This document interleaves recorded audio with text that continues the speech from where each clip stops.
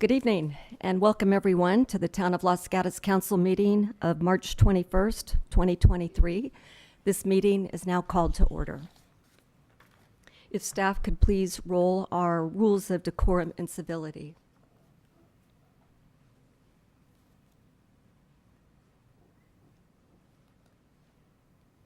The public is welcome to participate at town council meetings, understanding that the purpose of the meetings is to conduct the important business of the town in an efficient and effective manner. At each meeting, the following expectations of civil conduct shall apply. 1. For the benefit of the entire community, the town of Los Gatos asks that all speakers follow the town's meeting guidelines by treating everyone with respect and dignity. This is done by following meeting guidelines set forth in state law, in the town code, and on the cover sheet of the council agenda. 2. The town embraces diversity and strongly condemns hate speech and offensive hateful language or racial intolerance of any kind at council meetings. 3. Town council and staff are well aware of the public's right to disagree with their professional opinion on various town issues. However, antisocial behavior, slander, hatred, and bigotry statements are completely unacceptable and will not be tolerated in any way, shape, or form at town council meetings. 4. All public comments at the town council meeting must pertain to items within the subject matter jurisdiction of the town and shall not contain slanderous statements, hatred, and bigotry against non-public officials. 5. The town will go through the following steps if a disturbance results from a member of the public not following these rules. If participating remotely, town staff may mute the individual with an explanation for the record of why muting occurred consistent with this policy. If participating in person, the mayor may call a recess for violation of this policy, resulting in the immediate cessation of the audio and video recording and the council exiting the chamber. Staff will determine if the individual should be removed or if all members of the public should leave, depending on the extent of the disturbance. In the event that all public members exit, only the press would be allowed back in the meeting. Once the individual or individuals leave, the council would return to the chamber and the mayor would resume the meeting. Persons disrupting a council meeting may be cited for violation of the California Penal Code Section 403. These expectations of conduct also apply to meetings of all town boards, committees, and commissions. Thank you. May we have a roll call, please? Councilmember Rennie? Here. Councilmember Moore? Here. Councilmember Hudis? Here. Vice Mayor Badami? Here. Mayor Risto? I'm here on Zoom.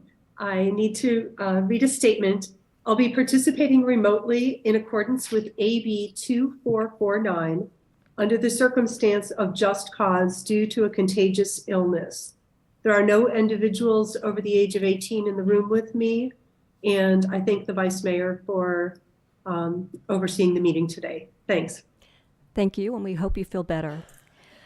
At this time, we're going to do our Pledge of Allegiance, and I'm going to invite Juliet Ryan to come to the podium, or actually the dais.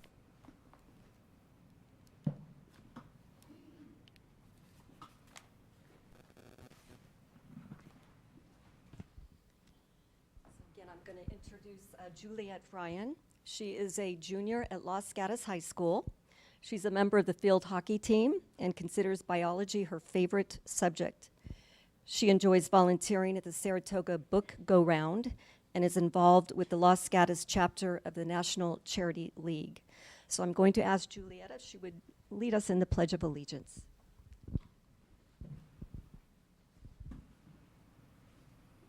I pledge allegiance to the flag of the United States of America and to the republic for which it stands, one nation, under God, with liberty and justice for all.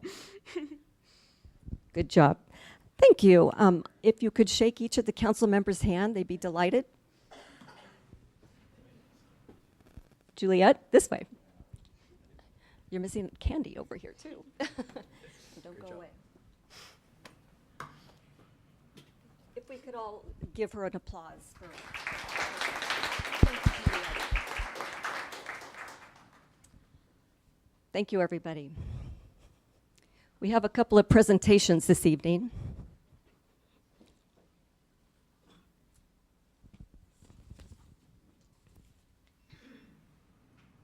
And the first one is on the Red Cross. So March is Red Cross Month. It's an annual celebration since 1943. I welcome Red Cross Silicon Valley board member Juan Benitez to step forward and join me. Yeah, you can come over here. He's a Los Gatos resident, a blood donor, and leader within our community. I'm proud to present him with the proclamation of Red Cross Month. Would you like to say a few words? Yes, I would. Thank you very much. I appreciate this opportunity, and thank you for the council's time to be able to share more about the Red Cross with you tonight. As mentioned, my name is Juan Benitez, and I'm a board member of the Silicon Valley chapter of the Red Cross. I'm also representing our Los Gatos resident and CEO of the Silicon Valley chapter, Ken Toren, who some of you may know. He is up in Sacramento tonight working with officials because he's leading the local disaster response due to all the impacts from the weather. The Red Cross, many of you will understand and know and have experience with the national impacts of the Red Cross with gigantic disasters. Few organizations can mobilize thousands of volunteers in a matter of days that can service tens and even hundreds of thousands of impacted folks in the midst of a national scale disaster. But there are many local impacts that the Red Cross brings to bear as well. First is fire response. Last year in 2022, our volunteers responded to between 2 and 3 local fire incidences each week when families were displaced. Our volunteers respond 24 hours a day, often alongside of emergency services who are already there, and they provide food, shelter, and clothing to those who are displaced. It doesn't stop with response. We work on prevention. Our Sound the Alarm campaign is where our volunteers go into communities that are unable to have affordable and easy access to fire detection and prevention equipment, and they're also often in homes that are more prone to fire disasters. Since 2014, the Red Cross has installed over 2.5 million smoke detectors into these communities, hopefully preventing many unnecessary and avoidable disasters. Finally, blood service is something that's very important to me. As mentioned, I'm a blood donor. I've donated whole blood and platelets. Nationally, the Red Cross provides over 40% of the nation's blood supply. Here in the Silicon Valley and Santa Clara Valley and Silicon Valley chapter, we've provided over 17,000 units of blood in 2022. 1 unit of blood alone can save up to 3 lives. Last year, amidst a complex surgery, I was almost one of those recipients, and I was told that I may need a blood transfusion myself. I was very fortunate that I did not, but it was very comforting to know that the Red Cross so professionally handles that need, that if I had required it, my need would have been met. In the midst of all this crazy weather, including today, I hope all of you and your homes are safe and well. The Red Cross is also responding, which is what Ken is working on tonight. Over 1,000 volunteers over the past few months have operated over 100 shelters, servicing over 10,000 shelter nights to those impacted by floods and displaced from their homes from this tremendous weather we've all been experiencing. So while you have these amazing national impacts that are quite sensational and get a lot of publicity, I hope you all also join me in recognizing and thanking the council for their recognition of the local impacts as well. We humbly accept financial donations that provide a lot of the Red Cross services and power them. And also, if you're able to, consider joining the volunteering for the Sound the Alarm campaign, and also donating blood if you're able to at one of our local sites or down at the Red Cross headquarters on First Street in San Jose. Thank you all so much for your time. Thank you again to the council for this proclamation in support of our work.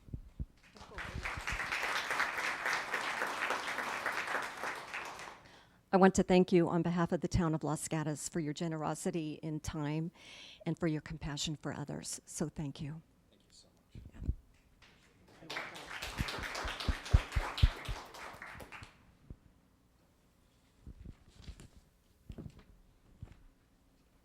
All right, we have another presentation this evening, and this would be for our senior services. So I welcome all senior services committee members to join me. I see a couple of you, And I also see Councilmember Hudis and Councilmember Rennie, if they could step down from the dais and also join me. And I do acknowledge Mayor Risto was also part of this committee. Unfortunately, she cannot step down, but we acknowledge her on Zoom.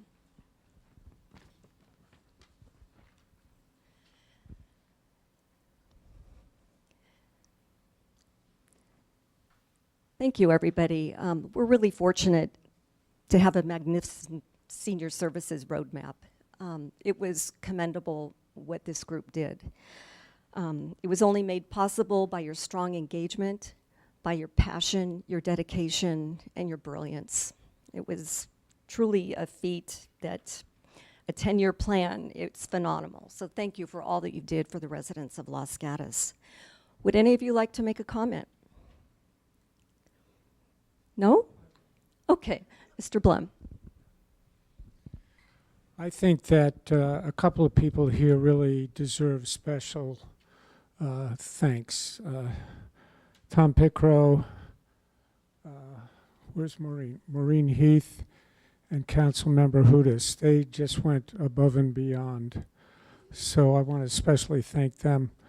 One other thing I'd like to say is the roadmap is done. It's an incredible piece of work.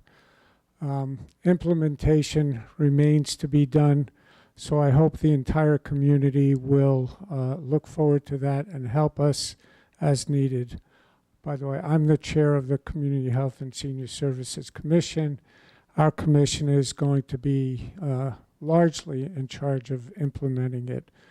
So we look forward to you paying attention to it and helping when we call out for help. Thank you.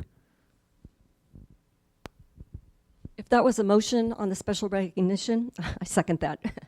In the meantime, I have proclamations to hand out. So the first one I have, coincidentally, is for you, Mr. Blum.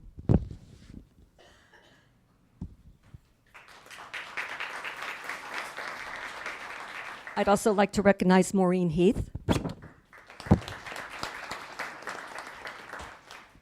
Pradeep Kanal is not present. By the way, I can pick up these other commendations for the commission member, if that's okay. For the commission members or committee members who want to, those who are on our commission. Thank you. I promise I won't. Okay. Tom Pickrow. Thank you. Eleanor Yick.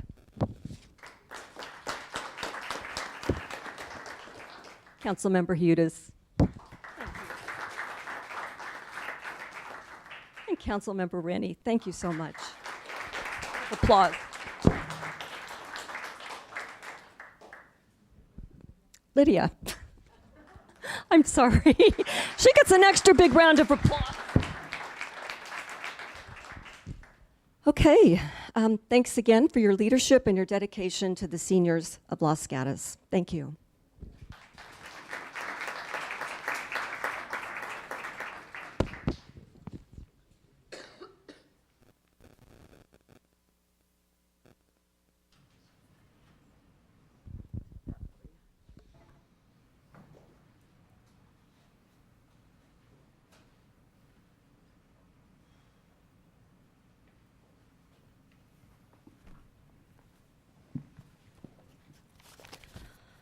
All right, our next item on the agenda is a closed session report, so I will look to our town attorney.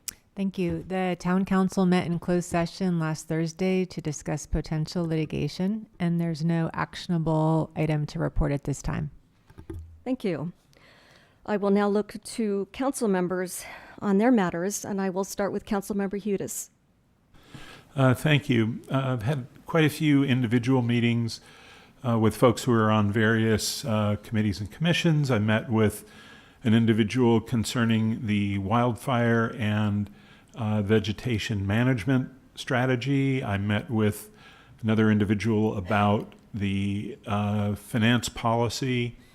I met with a group of people on Saturday the 11th who were the leadership team for the amateur radio emergency service in conjunction with CERT. and discussed long-term plans for improving communications, emergency communications in the town. And then I met with an individual concerning the senior roadmap report who had some ideas about implementing it. And then I met with a number of residents concerned with the eucalyptus trees that have been falling on Overlook. And then I met with a member of the former Senior Services Committee. And I guess earlier today, I attended a meeting concerning health services in which former Mayor Sayak presented some very interesting statistics on mental health and counseling services that are available in town. And also Supervisor Simidian talked about a number of initiatives for bringing more health services to the West Valley. And then finally, I wanted to mention an upcoming opportunity for folks to participate in the amateur radio service. There is a what's called a ham cram, which enables people to study and get their amateur radio license so that they can help, and that is scheduled, I believe, for April 1st, Saturday. I'm usually an instructor, but I'll be out of town that day.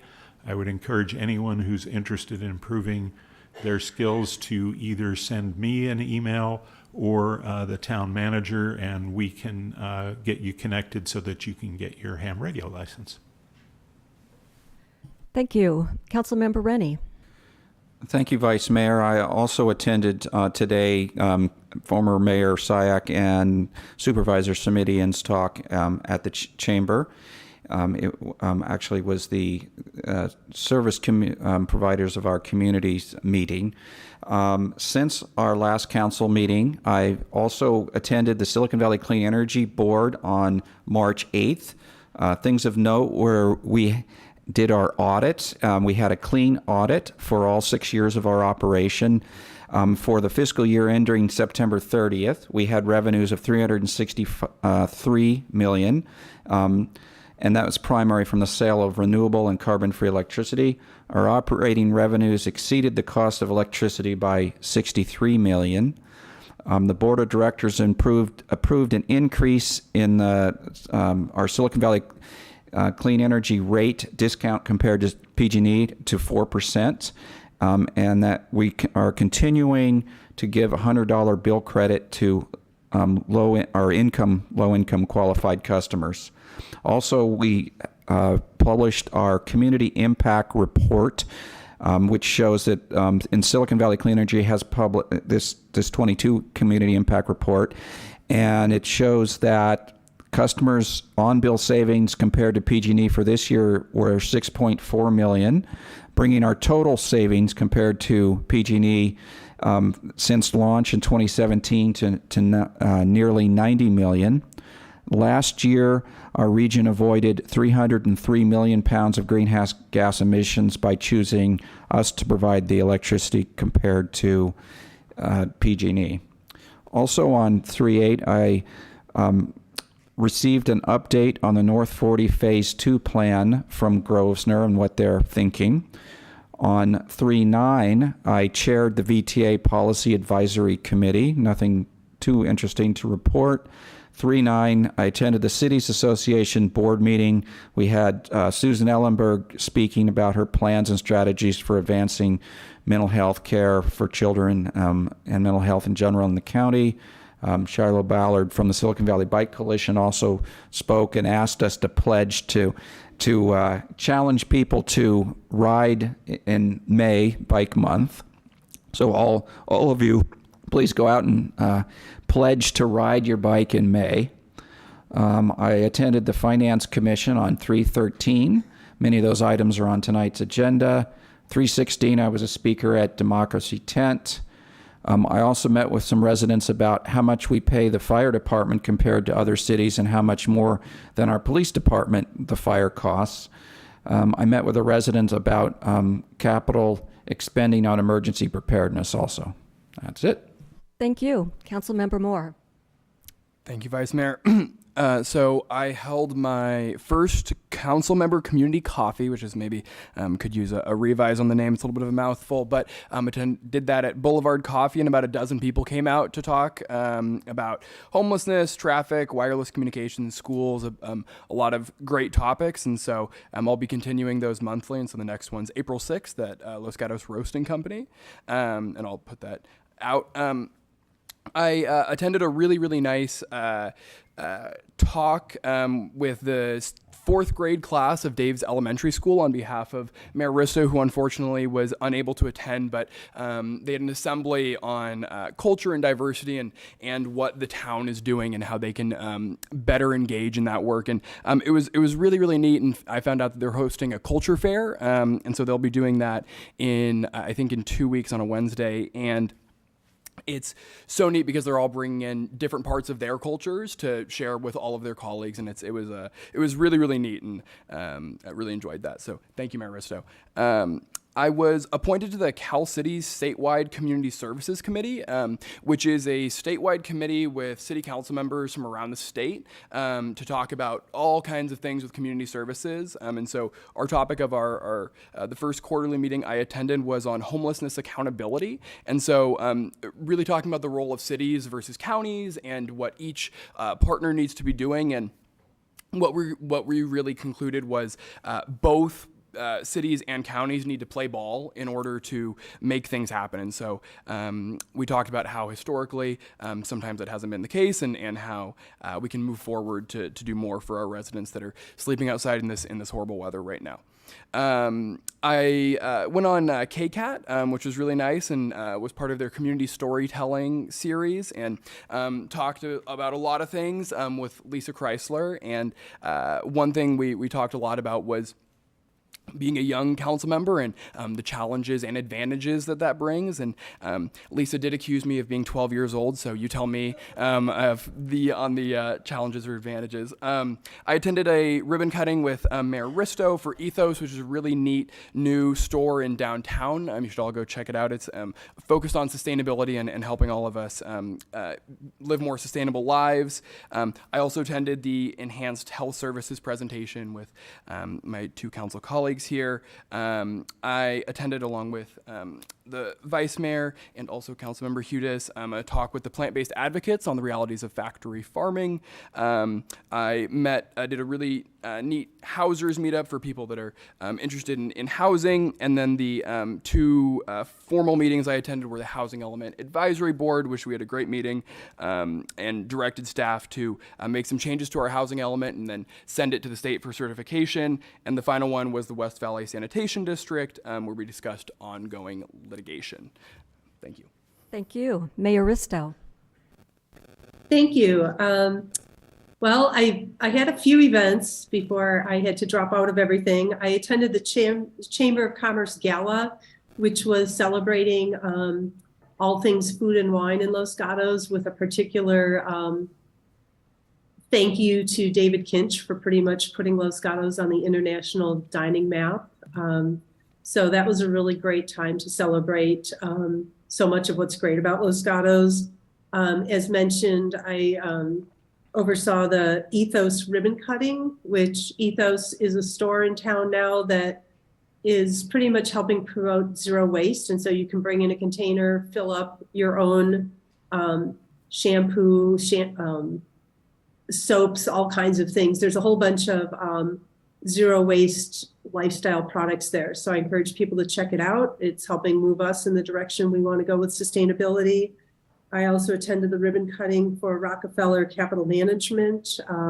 So great to welcome a long-time investment firm to Los Gatos.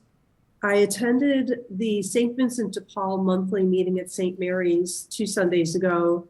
And St. Vincent de Paul does a lot of work with our unhoused residents. So it was great to attend their meeting, hear all the work they're doing, and we'll be hearing more from them at our council meeting where we'll be discussing the unhoused next month. I was part of the Finance Commission meeting, and some of that work was discussed earlier tonight, and our recommendations will be coming forward later this evening.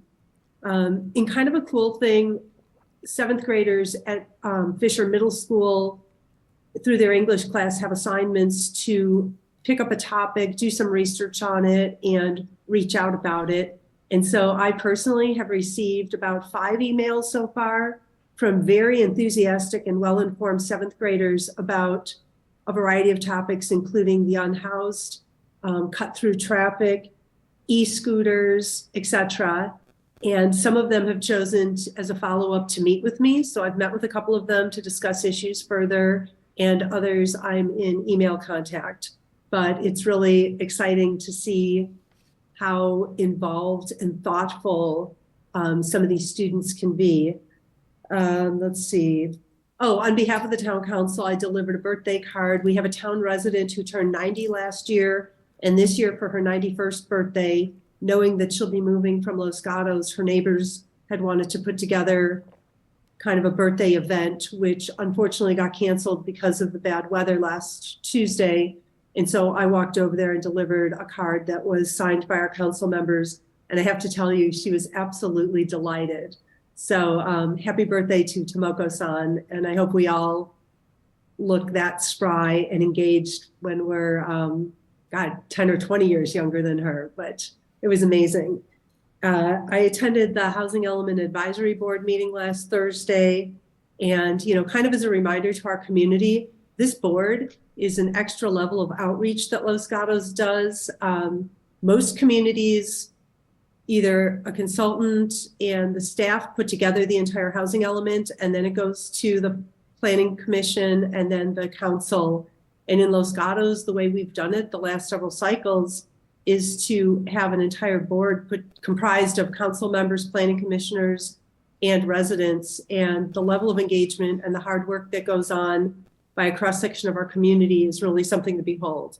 And so as that process moves forward, I do encourage people to attend those meetings because a lot happens before it gets to the town council.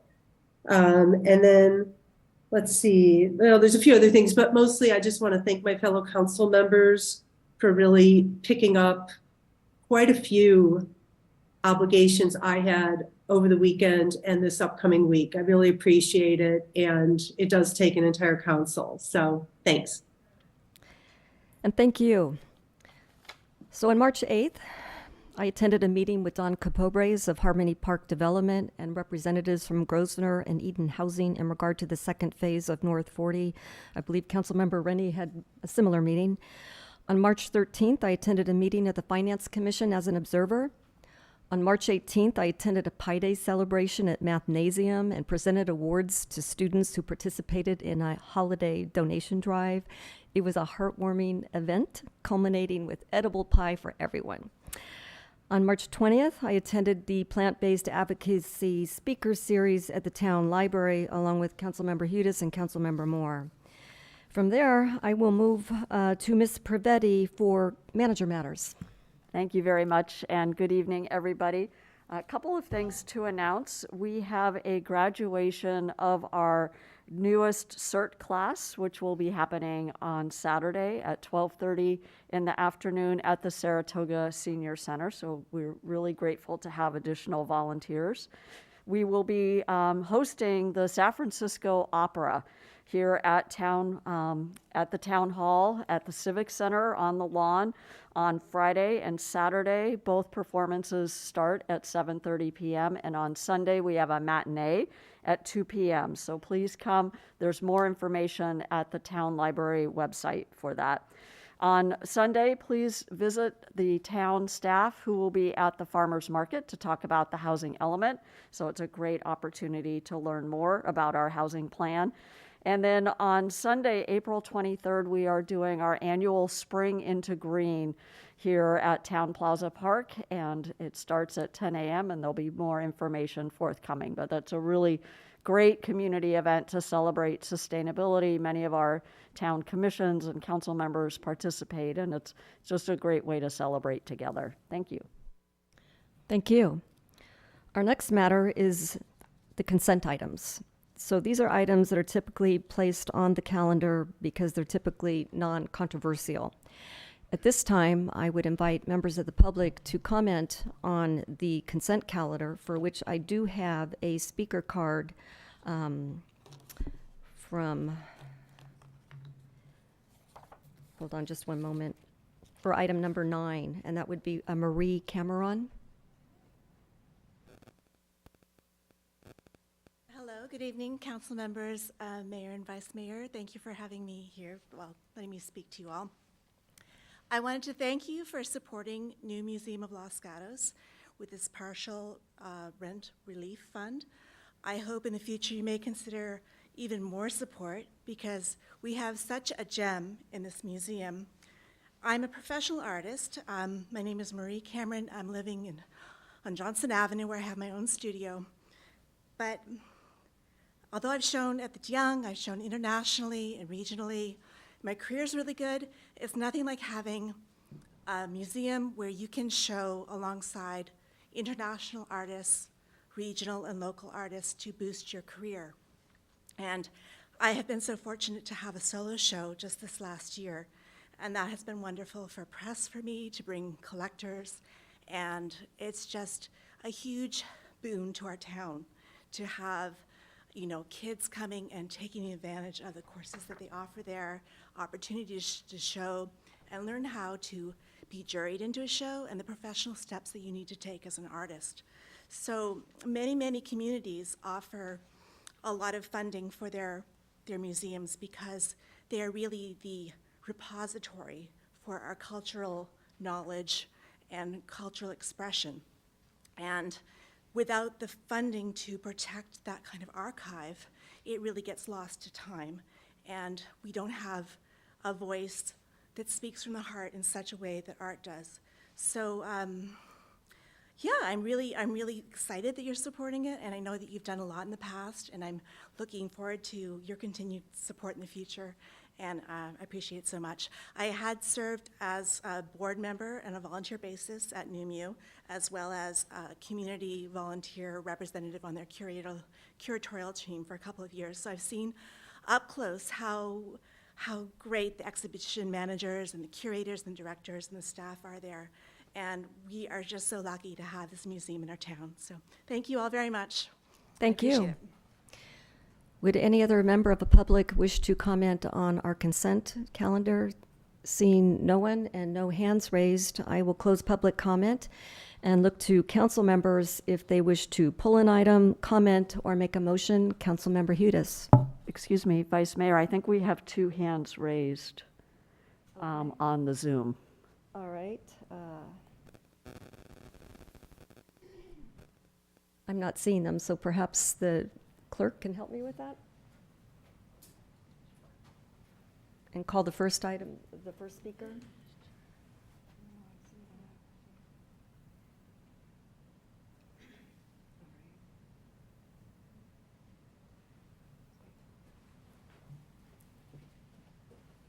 Okay, thank you. I now call on Ms. Davis to speak. Good evening, Town Council. Thank you so much for the opportunity to speak this evening. I am here to express gratitude for your time and thoughtful consideration of NUMU's request to permanently reduce rent for 106 East Main Street to $1 a year to support NUMU's ongoing responsibility to maintain and steward the town of Los Gatos' history collection and provide arts, history, and cultural educational services to the Los Gatos community. While the full request may not be approved, with NUMU possibly receiving an 84% reduction in our annual rent starting in July, amounting to a payment due to the town of $4,000. I'm confident that together we did everything we could this year to make the case to treat NUMU as a sustainable, integral part of the town of Los Gatos' strategic priorities. As you know, NUMU provides critical services to the town that makes Los Gatos more culturally vibrant, in addition to attracting visitors from the Greater Bay Area. NUMU achieves several key mission-aligned goals that directly support the town's priorities for local history, community vitality, youth arts, and inclusivity. NUMU has worked tirelessly on critical areas that support these goals, like the Los Gatos History Project, where we steward the town's collection of historic and arts artifacts, delivering the high visibility Art Now high school exhibition and program, and collaborating with local community partners and beyond, like LGS Rec and Los Gatos Library.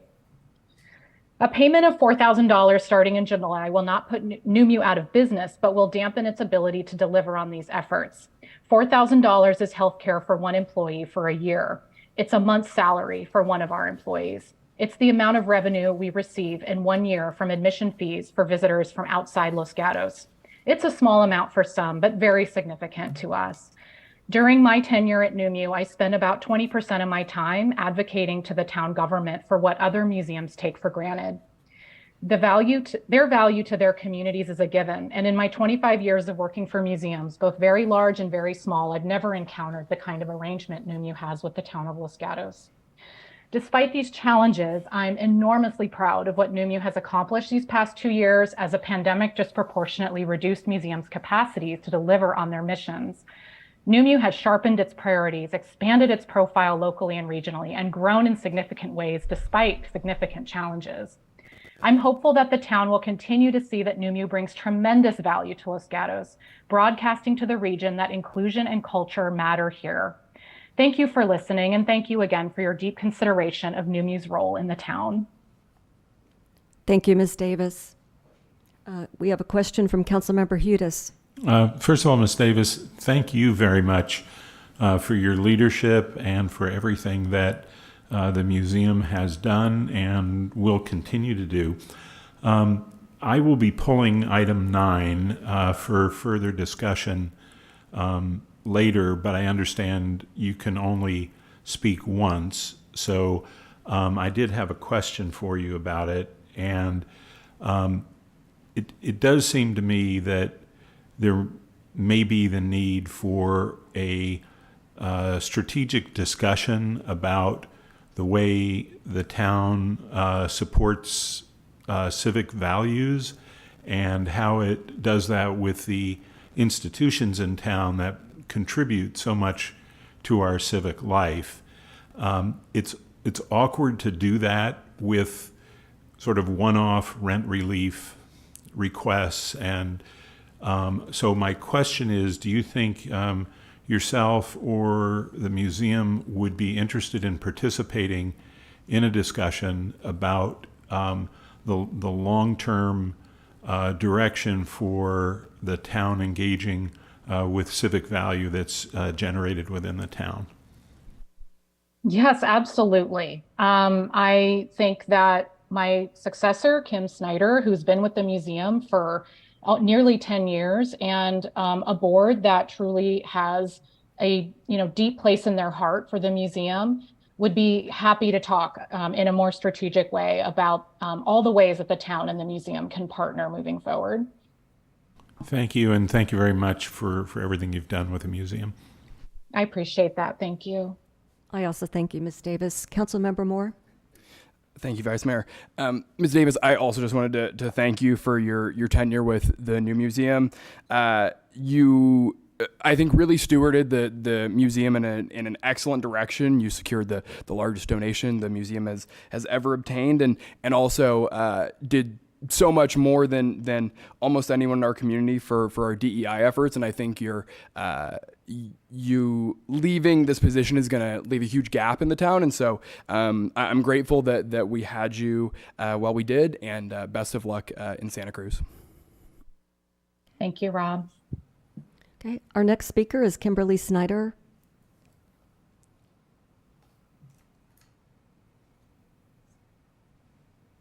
Good evening, everyone. My name's Kimberly Snyder. I'm the interim director for New Museum Los Gatos. There's been so much discussion after I wrote this, so some stuff has changed, but I'd like to start by thanking the council for your time and consideration for the museum's request to reduce rent payments to $1 per year. The proposal was similar to the museum's lease agreement. It held for 50 years at the Adobe Firehouse and 30 years at the Forbes Mill Flower Annex. I'd like to express my gratitude to the town that they have agreed to grant partial rent reduction amounting $4,000 due this upcoming year. Being at the museum since 2014, I've had the opportunity to work towards strengthening the relationship between the museum and the town. And we truly come a long way since reopening and rebranding as New Museum Los Gatos in 2015. From the lease renegotiation in 2019 to the 100% rent abatement since the emerging from the pandemic, these key acts have been lifelines, enabling the museum to continue to deliver services to the community during desperate times. As Amy mentioned, $4,000 will not break the museum. However, it diverts funds where they are needed most, funds that are better utilized to deliver direct services to our community. Here's a key snapshot of the services we provide. We serve thousands of students throughout Santa Clara County through our annual high school juried exhibition, Art Now, going on for more than 12 years. We steward the town's history through the Los Gatos History Project, housing, cataloging, digitizing an estimated 3,000 historical artifacts and art relevant to Los Gatos and the surrounding areas. We've hosted 85 art and history exhibitions, being a platform for Bay Area artists and sharing undertold stories in our community. We partner and support organizations from Los Gatos and beyond, including the Muwekma Ohlone Tribal Council, Mosaic America, Los Gatos Recreation, the Chamber, the Art Docents, Los Gatos High School, Live Oak Senior Center, and many more. We've undergone a formal DEAI assessment and in response have created and implemented a DEAI action plan. We've secured county, federal, and national recognition for the services we provide. I hope over the coming months that we can continue to work towards building a sustainable, symbiotic relationship. I invite all of you to visit the museum and see the incredible programs we provide. In the short time, we have accomplished a lot, but there's room for growth. And I'd like to continue the conversation on how New Mu is a vital part of the Los Gatos community and recognized for the incredible services that contribute to the arts ecosystem in the South Bay. Thank you for your time. Thank you, Ms. Snyder. Would any other council member Hudis has his hand up? Yeah, thank you, Ms. Snyder. And as someone who, as a kid, was dragged to every museum in the New York area and beyond, I later grew to love museums and love our museum here, and I frequently attend the exhibits. I wanted to ask you pretty much the same question about whether you would be interested in participating in a discussion about the strategic direction for town support of organizations that contribute civic value to the town. Would you or your board or others associated with the museum be interested in having that discussion? I would be proposing that in contrast to just having sort of one-off discussions about rent relief. Thank you for that question. And for as long as I've been at the museum, we've constantly talked about what is the long-term goal. And I believe it's like what you're saying, like how do we come to an agreement that's sustainable for both of us? How do we come to an agreement that's not, one-off every year? Because for us, it's hard to plan. And I'm sure the council, for us to come back every year, it's also something that you guys can count on, right? So the answer to your question is yes. We would like to work on a long-term arrangement that works for both of us. Thank you very much. All right, would any other member of the public wish to speak, or a council member? I'm going to close public comment then, and There's one other hand up. Okay, yes, Nancy Rolette.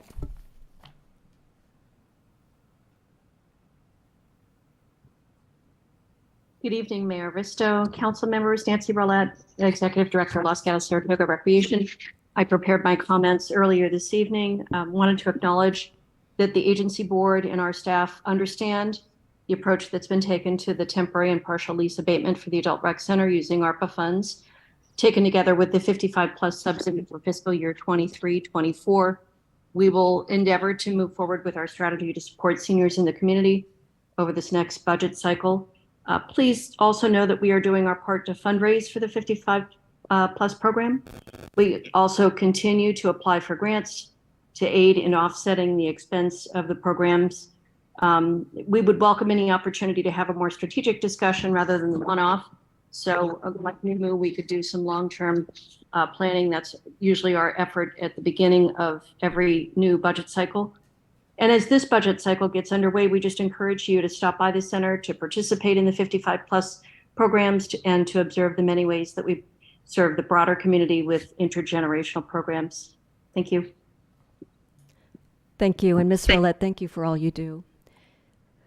All right, last call for public comment. And I see no hands up. So I will close public comment on the consent items and look to council members for a motion if they wish to pull something or comment. And Councilmember Hudas. Yes, please. I'd like to pull item 6 and item 9, please. Okay, item 6 and item 9 are pulled, and we will hear them at the end of the evening after item 13 has been heard. Any other comments?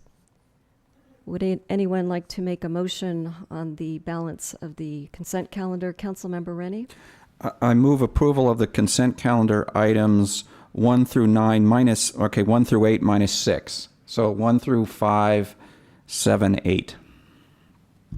Councilmember Moore? Second. All right, if we could have a roll call, please. Councilmember Rennie? Aye. Councilmember Moore? Aye. Councilmember Hudas? Aye. Vice Mayor Badami? Aye. Mayor Risto? Aye. Okay, passes unanimously. We now move to verbal communications, and this is a time that anybody could speak on an item that is not on the agenda. I have 2 speaker cards, and the first one that I will call will be Lindley. Good evening. Thank you, Vice Mayor Badami. Good evening, everybody. I'm sure everybody's old enough to remember Paul Harvey. I'm going to read from Paul Harvey this evening from 1965. If I were the devil, if I were the prince of darkness, I'd want to engulf the whole world in darkness, and I would have 1/3 of its real estate and 4/5 of its population. But I wouldn't be happy until I had seized the ripest apple on the tree, thee. So I'd set about, however necessary, to take over the United States. I'd subvert the churches first. I'd begin with a campaign of whispers. With the wisdom of a serpent, I would whisper to you as I whispered to Eve, do as you please. To the young, I would whisper that the Bible is a myth. I would convince them that man created God instead of the other way around. I would confide that what's bad is good and what's good is square. And the old, I would teach to pray after me, our Father, which art in Washington. And then I'd get organized. I'd educate authors in how to make lurid literature exciting so that anything else would appear dull and uninteresting. I'd threaten TV with dirtier movies and vice versa. I'd peddle narcotics to whom I could. I'd sell alcohol to ladies and gentlemen of distinction. I'd tranquilize the rest with pills. If I were the devil, I'd soon have families at war with themselves, churches at war with themselves, and nations at war with themselves, until each in its turn was consumed. And with promises of higher ratings, I'd have mesmerizing media fanning the flames. If I were the devil, I would encourage schools to refine young intellects, but neglect to discipline emotions. Just let those run wild until before you knew it, you'd have safe spaces, racism, drag queen shows, and perverted sexual relations being taught at every schoolhouse door. I edited that part. Within a decade, I'd have prisons overflowing. I'd have judges promoting pornography. Soon, I'd evict God from the courthouse, then from the schoolhouse, and then from the House of Congress. And in his churches, I would substitute psychology for religion and deify science.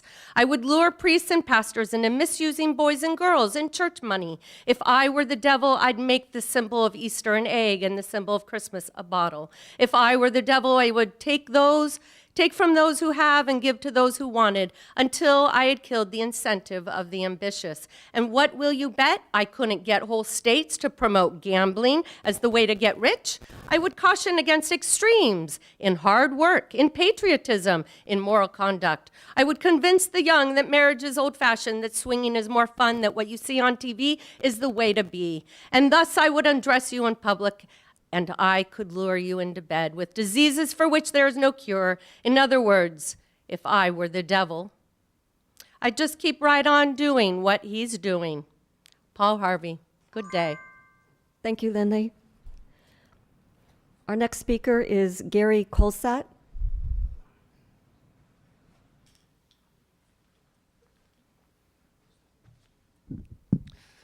Good evening, Council, Vice Mayor, and Mayor. It's good to be here. It's good to be here in person.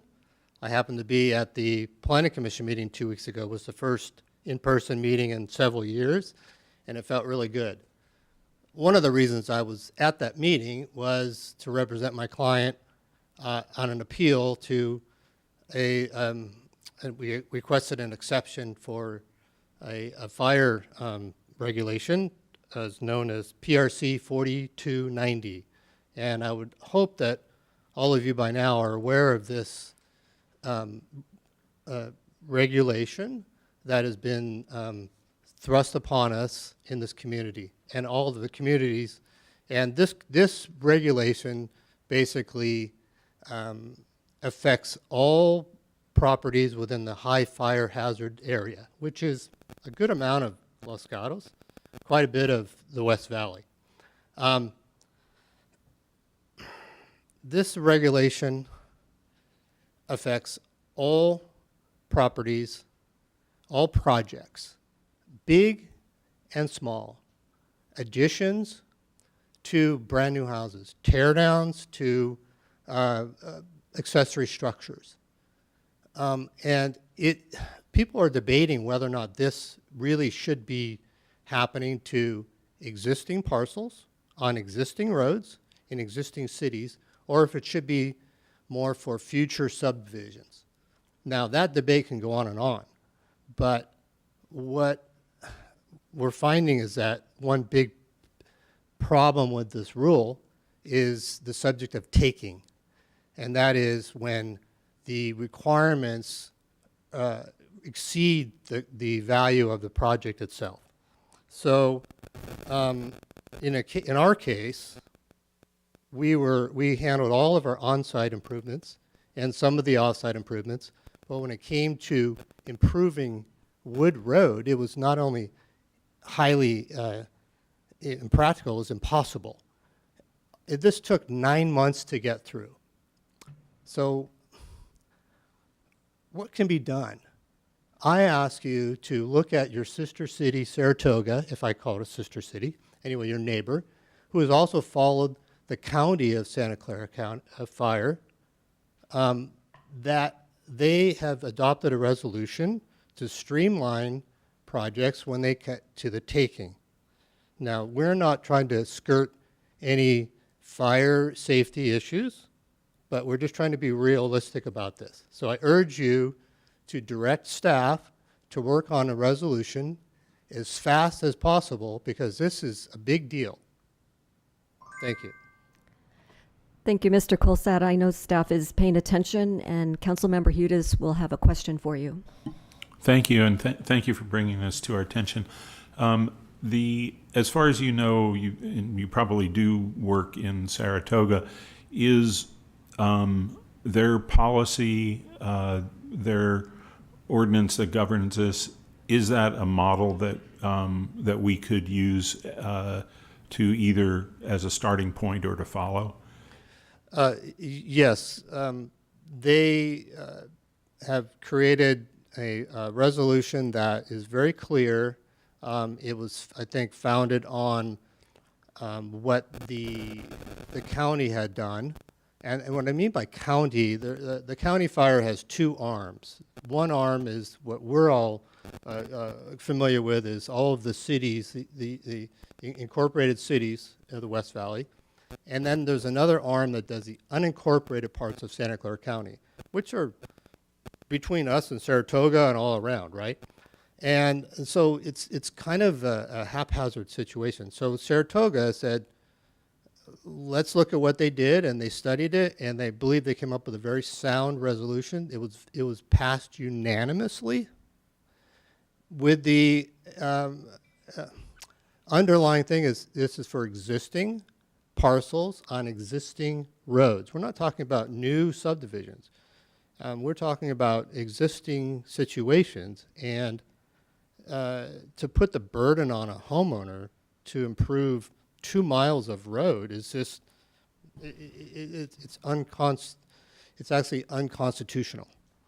So, and I think it's a very good, very simple, very clean resolution. I believe that the town attorney has already viewed it. It is available online, and their staff report is actually a very good introduction and explanation to the resolution. Thank you very much. You're welcome. Thank you. Thank you. All right, our next speaker is Catherine Summers.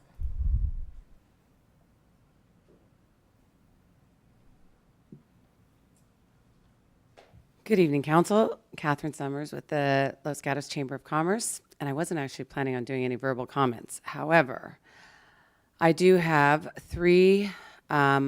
four actually, of our unhoused residents at my doorstep at the Chamber this evening looking for a place to warm up and to dry out. And I know that we've set aside $25,000 for the unhoused population. And I think we're just not moving fast enough. We just had the Red Cross here. We've had 2 council members talk about it, and I think we're going to maybe get to this in a month from now, that we're going to have a big discussion on what to do. But the one thing that I was trying to help them with tonight was giving them vouchers to possibly go to a shelter somewhere else. And I don't even know how to do that. And if I don't know how to do that, then clearly nobody else does. I mean, maybe there's some other people that do, but you would think that you would hope that I would know how to do that to help our unhoused people in town get to some place that they can warm up. I know, based on what's happened today, that I think everything down in the stream floor, I mean, I think everything's been wiped out down there. They're worried about falling trees. So I don't know if there's something that you can advise me to do. I'm certainly willing to open the chamber this evening for a place where people can come and warm up, but I need a little guidance here. So I'm just going to throw that out there, and I know you don't answer questions, so I just wanted to point it out. Thank you. Thank you. All right, no further hands, no further cards. So I am going to close verbal communications and move to public hearings. Our first item is number 10, introducing a proposed ordinance amending section 3.50.015 of the town code to increase maximum bingo award to $500. Councilmember Hudes. Yeah, I'm sorry, but I wasn't sure whether the town manager had something about that last item or not.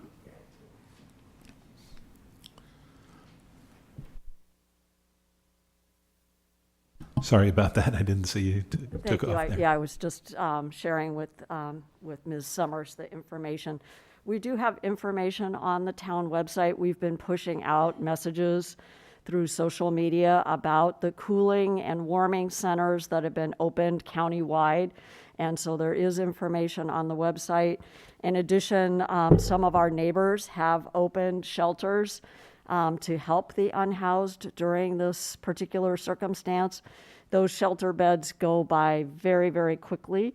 However, there are resources available within Santa Clara County. So if you're unable to find it on the town's website, then I would strongly encourage people to go to the county Office of Supportive Housing, and that website has a complete list of all the warming centers as well as the shelters. And please stay tuned, because again, with every storm, we are definitely pushing out messages, and then our staff, to the extent we can, have been visiting our unhoused and making sure, connecting them to resources to the extent they're interested. But we appreciate very much this topic coming forward. Thank you. Ms. Pervetti, thank you for sharing the information. All right, moving along to item number 10, introducing the proposed ordinance amending section 3.50.015 of the town code to increase maximum bingo award to $500. I will look to staff for a report. Thank you. This is Gabrielle Whelan, town attorney. This ordinance is a product of the council's discussion of ordinance priorities earlier this year. At that meeting, KCAT had asked whether the town could make changes to its bingo ordinance, and so staff contacted KCAT representatives to determine what sort of changes KCAT was seeking. And they are interested in increasing the maximum bingo award from $250 to $500. State law currently authorizes bingo games for fundraising purposes, and it authorizes local jurisdictions to regulate those bingo games. The town's existing ordinance sets a maximum prize award of $250, and the proposed ordinance would increase the maximum award to $500. And I'm available if the council has any questions. Thank you. Councilmember Hudes. Thank you.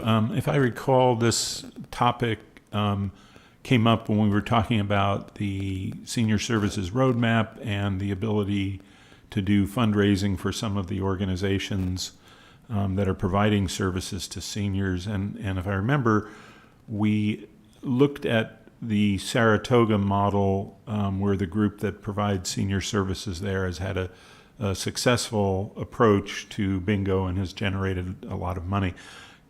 Could you, are there any differences between what is being proposed in our ordinance and what they're operating under in Saratoga? I only checked the prize award information against Saratoga. I haven't compared the organizations that are authorized to hold the bingo games against Saratoga.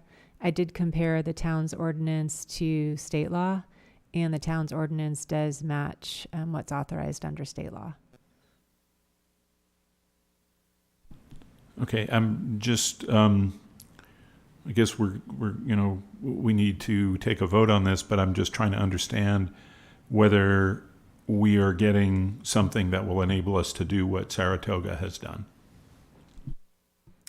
I would be happy to report back to the council on any differences, if any, between the town's ordinance and Saratoga's ordinance. Okay, thank you. Any further questions? See none. I will look to the public to see if they want to comment on this item. No hands raised. I have no cards, so I will close public comment and come back to council for comments. A motion, Councilmember Rennie. I think it's fairly simple. I'll make a motion to approve the ordinance titled an ordinance of the Town Council of the Town of Los Gatos amending Chapter 3, Amusements of the Town Code regarding bingo award amount. Councilmember Moore. I'll second, and I'll just say that I think this is a great example of good government, and this was handled quickly and efficiently, and now we get to have bingo in Los Gatos. All right, I will ask the clerk for a roll call unless I have any comments from council members. See none, I'll ask for a roll call. Councilmember Rennie? Aye. Councilmember Moore? Aye. Councilmember Hudes? Aye. Vice Mayor Badami? Aye. Mayor Risto? Aye. Passes unanimously. All right, moving along to item number 11. This is the fee and fine schedule for fiscal year 2023 through 2024. Do we have a report from staff? Thank you. Good evening. Gita Ungbari, Finance Director. Staff has a brief report. The item in front of you is the Town of Los Gatos fiscal year 2023-24 proposed fee and fine schedule. Like most municipalities, the town sets fees in accordance with state law to recover the town costs of providing those services. Fines are the amounts of penalties for the town code violations. The town last comprehensive cost allocation and user fee study recommendation were incorporated in the fiscal year 2019-20 fee schedule. The comprehensive fee schedule allows for annual adjustment of fees by the average increase in the consumer price index for the previous calendar year. Since 2019 up to 2022, the cumulative cost of living increase was 14.6%. As you recall, in 2022-23, we did not fully adjust it to the CPI. We only adjusted to 5.9%.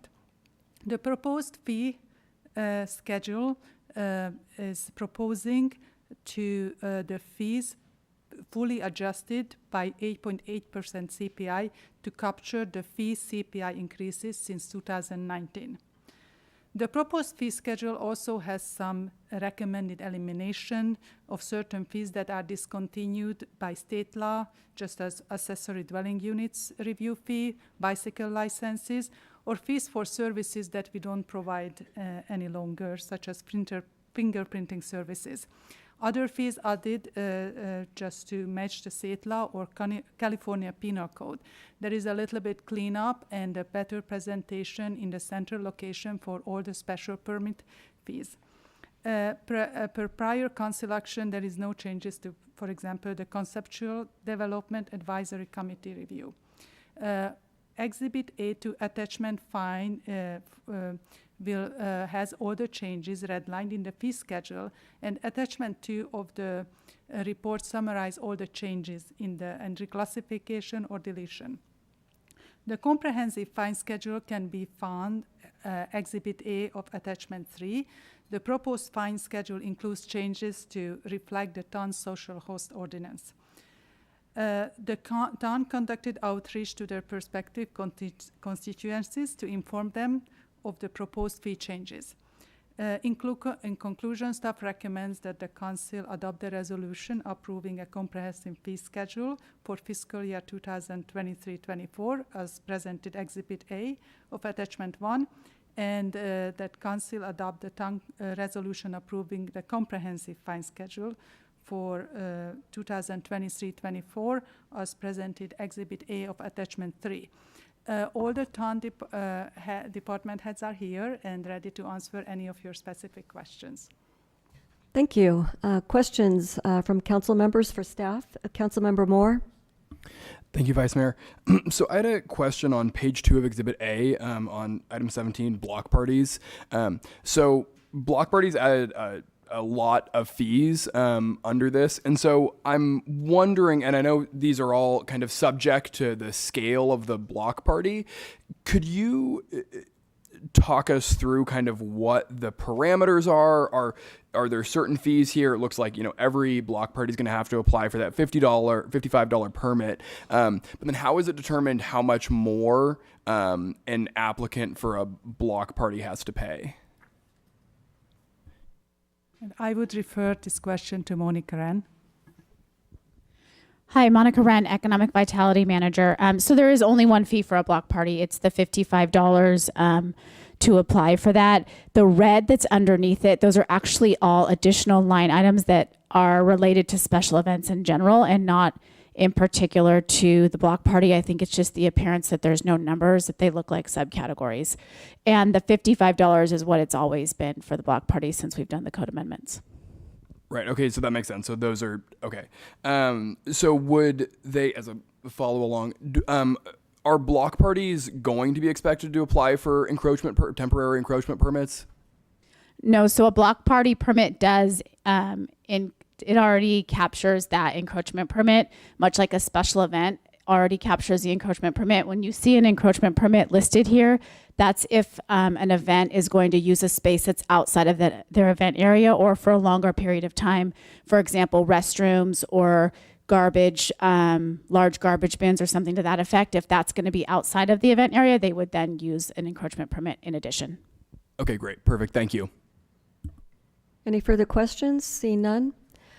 I'll look to the public and see if anybody would like to speak to us on this item. I have no cards. I have no hands up. So I will close public comment and look to council for comments. Councilmember Hudes? Thank you. I'm trying to understand the fiscal impact of this. I understand from the report, looking at page 98, that that staff will incorporate the fee changes into the operating and capital budget using conservative development and other activity projections. I'm just trying to get a sense of these changes, not necessarily specific, but in general sense. Will this make a significant dent on some of the gaps that we're trying to close? Do we anticipate that this will be simply cost recovery, or are there aspects of it that will help us with some of the other challenges with our budget? Thank you for the question. At the first, we would like to reach cost recovery, but even when we had the cost allocation study, we did not choose to cover all the fees. We don't fully recover all the fees. But this is what we are aiming for. And that will be probably a couple of $100. So it won't really make a big addition for our revenues, but it's going to help for sure. And our aim is to become cost recovery. Thank you. Councilmember Rennie? Just clarify, you said a couple $100, you mean a couple $100,000? Couple of $100,000. Thank you. I'm sorry. Mayor Risto? Thank you. First of all, I want to thank staff for the report and especially, the tables, making all of this really clear and spelling out the fees and the fines, because I think, as pointed out, there were areas of confusion in the past, and so special events versus special permits brought up are very helpful. I know that when we had this discussion last year, we had talked about getting to full cost recovery this year and bringing everything right up to where we should be. And so I think we're in a good place to do that. One area that I know I've brought up before, and it came in the context of our parking study, and I'm sure there hasn't been time to examine it yet, but where I know that we don't have cost recovery, and I know we can do better, is with our parking permit fees. And, I understand there's a lot of work going on with the parking study, and there's some work we had requested that I don't think's been done yet. But I think we want to look at our permit fees for next year, where we do look more at cost recovery, because right now with a fee of, I think it's $42 or $46 per permit, a resident in a parking permit area can get 4 permits plus 2 guest permits. So you can park 6 cars for under $170 a year. And having our park enforcement come out and check that on a regular basis, I know that that's not covering the cost. So we're not going to be able to cover that tonight, but I'm hoping we can get back some more information about whether we can look at what was suggested in the Dixon report, where the first permit costs a certain amount and then each additional permit costs more. And I would like to know what that kind of pricing would be for something approaching cost recovery. And I think there was something else I had originally asked. Oh, it was how many residents actually only get 1 permit. So we would understand, if that's something where we might be impacting someone by raising that fee. But that was something that just caught my eye. And I know that we won't be able to adjust that tonight, but I'd appreciate if we can get that information back. Thank you. Well, I guess I should ask, do we have information on that, which I shouldn't make assumptions. If I may, Yes, Vice Mayor Nicole, Director Burnham is available to answer that question.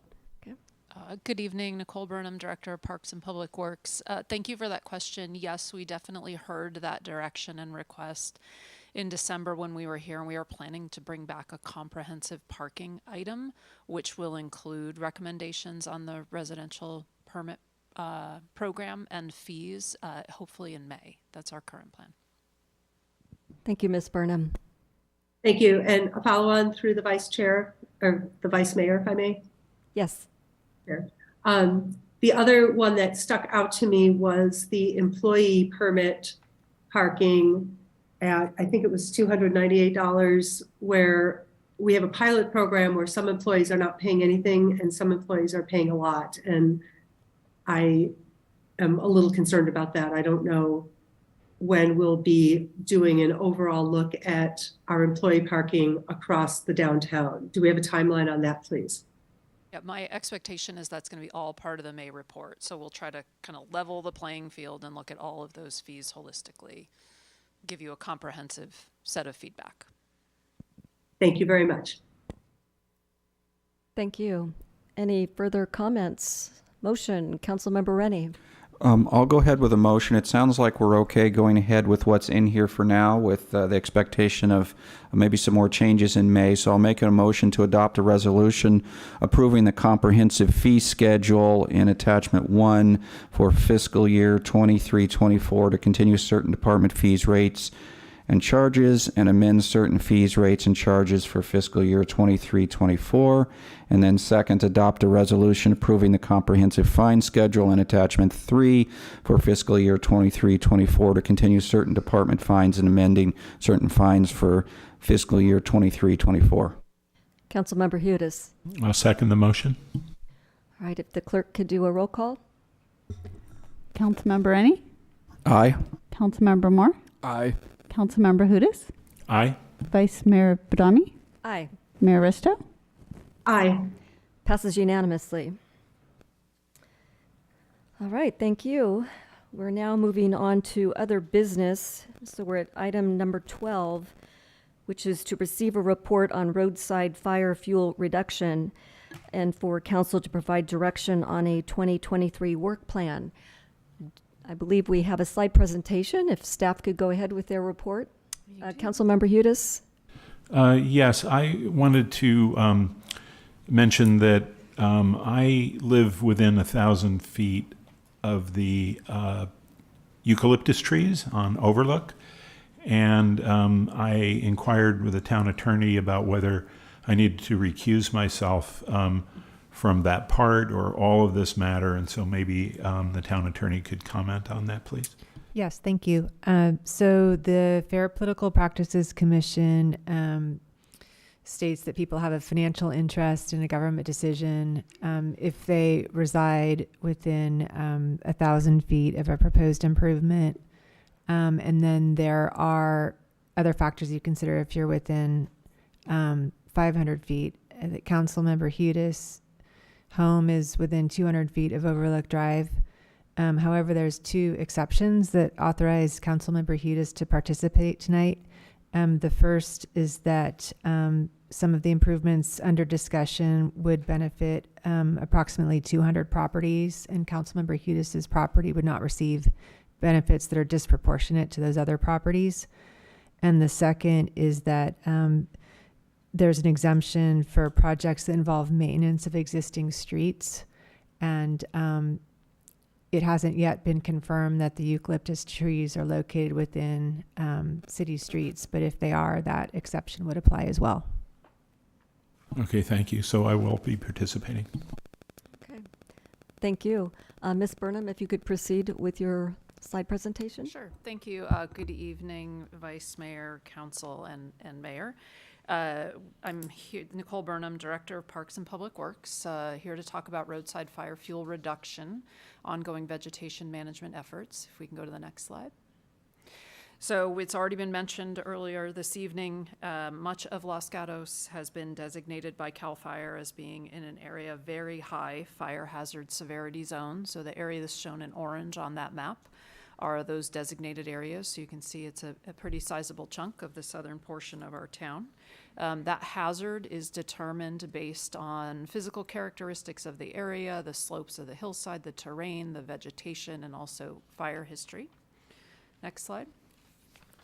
There's been a great deal of planning work that has gone into fire fuel reduction in the town, and this is kind of a summary of the studies. They were documented in the staff report. I think the one of most interest this evening is the one at the bottom of the list, the Roadway Vegetation Management Plan, which Council adopted in June of 2020. And this really is kind of been the North Star and guiding document that has guided our vegetation management work for the last 2 years. Next slide. So the goals of roadway vegetation management are to remove hazardous vegetation along 31 miles of road. As part of the development of that plan, the roadway vegetation management plan, the consultant and staff identified 31 miles of roads that were considered to be at high risk within the very high hazard area. And the goal here is to provide clear roadway width of 20 feet. So clear of vegetation, and height of 13.5 feet, so we can get vehicles in and out. And then additionally, in areas where fire apparatus would be on the road, we want to clear flammable vegetation within 10 feet of that apparatus. So the minimum 20-foot, 13.5-foot is about clearing all vegetation, regardless of species. That 10 feet beyond where fire apparatus might be is about flammable vegetation. And I mentioned our goal is maintaining two-way traffic, so hopefully emergency vehicles can get in while residents are also simultaneously getting out. Next slide. The plan set priority levels for roads. That has been how we've prioritized our work. Level 1 roads are evacuation routes and have dense vegetation and canopy cover overhanging the road. Level 2 may or may not be evacuation routes, but they've also been identified as roads with dense vegetation and pockets of flammable vegetation along slopes on the road. And level 3 are all the other roads that are in the wildland urban interface, some of which have minimal vegetation. For example, East Main Street is one of them. Next slide. So work in this program has been funded in the last 2 years to the tune of about $500,000 each year. We have managed to do about 7.5 miles on average, with the list of streets that's identified there. I will say we are noticing, and I'm sure this winter's rain is not going to help this, but we are noticing already that roads done in 2021 need attention again. So this is a living program, and it will be a continuing effort that we need to engage in and focus on. Next slide. So for 2023, assuming we get funding when we discuss the capital item and item 13, our work plan would be, the status quo work plan would be to continue working on our priority 1 and 2 roadways. So there's about 5 miles of those left, based on the data that I have available, at least for public roads. And so those are listed here. They were also in the attachment to your memo that you'd be able to see. And then in addition, we can consider in the next slide the potential for additional items. So in working with County Fire, thanks to a grant that the town was able to receive, actually it was a congressional earmark or state earmark, has stood up a wildfire division.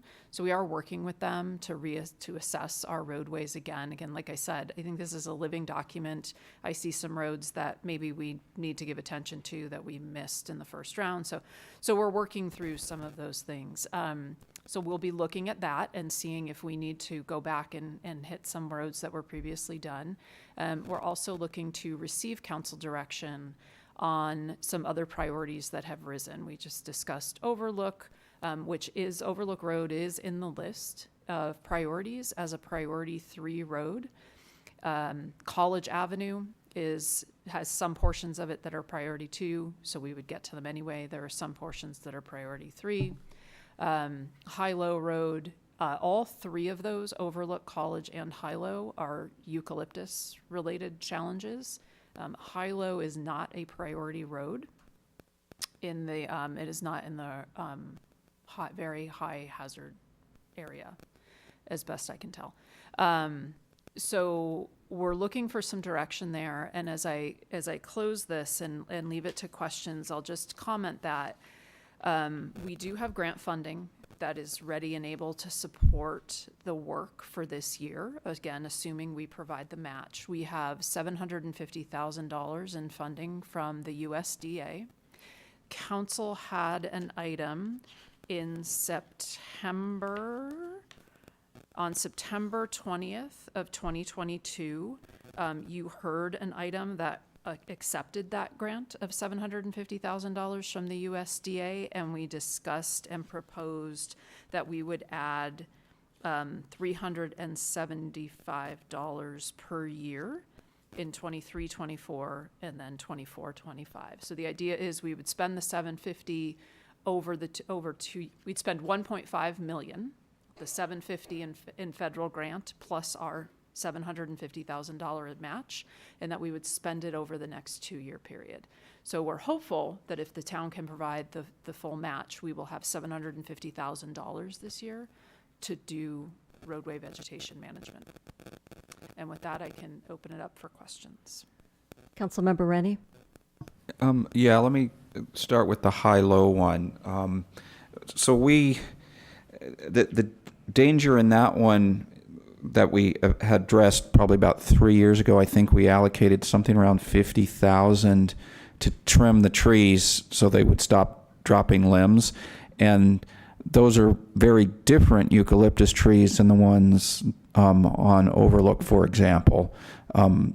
They're not nearly as tall and probably not nearly as much of a wind sail. So I'm trying to maybe get your assessment on is how urgent high-low really is. And are you talking about a total removal at that time? The last time we talked about this, we had a good reason why we didn't remove them. We trimmed them, and I'm not remembering that as well.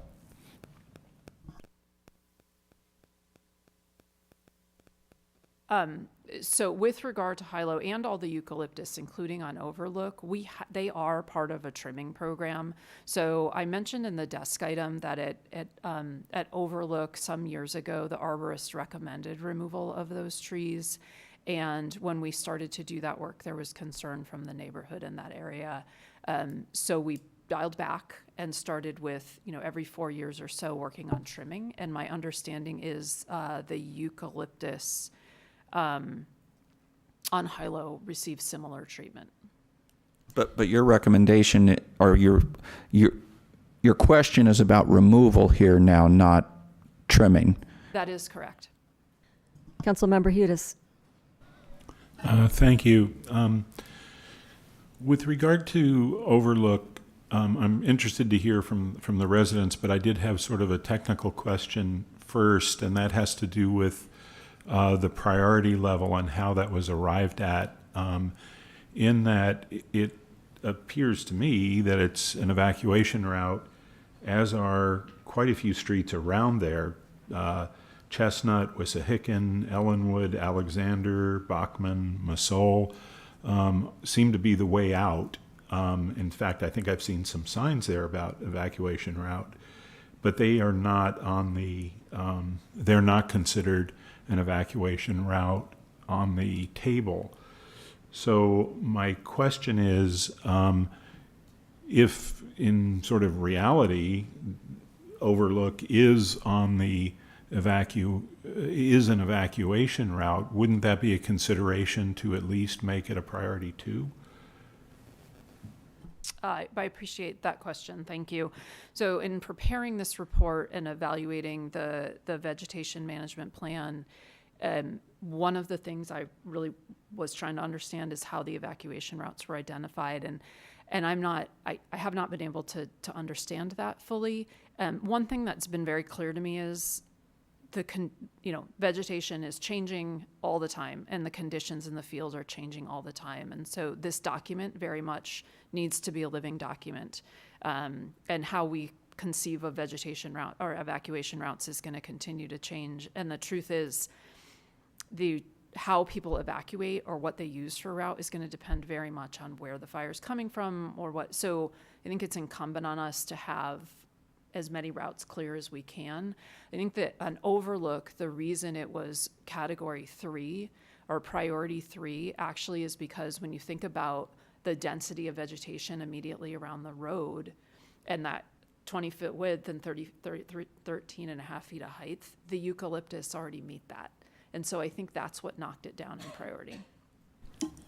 Yeah, thank you. I maybe would disagree slightly that I think the evacuation route is absolutely a critical concern, because when these eucalyptus ignite, they explode essentially, and could very easily block that. But I guess I would just ask that maybe we consider taking a look at the evacuation routes as part of our emergency operations plan, which I think we're maybe overdue or due to revise at this point, and maybe that could be helpful in terms of future decisions in this area.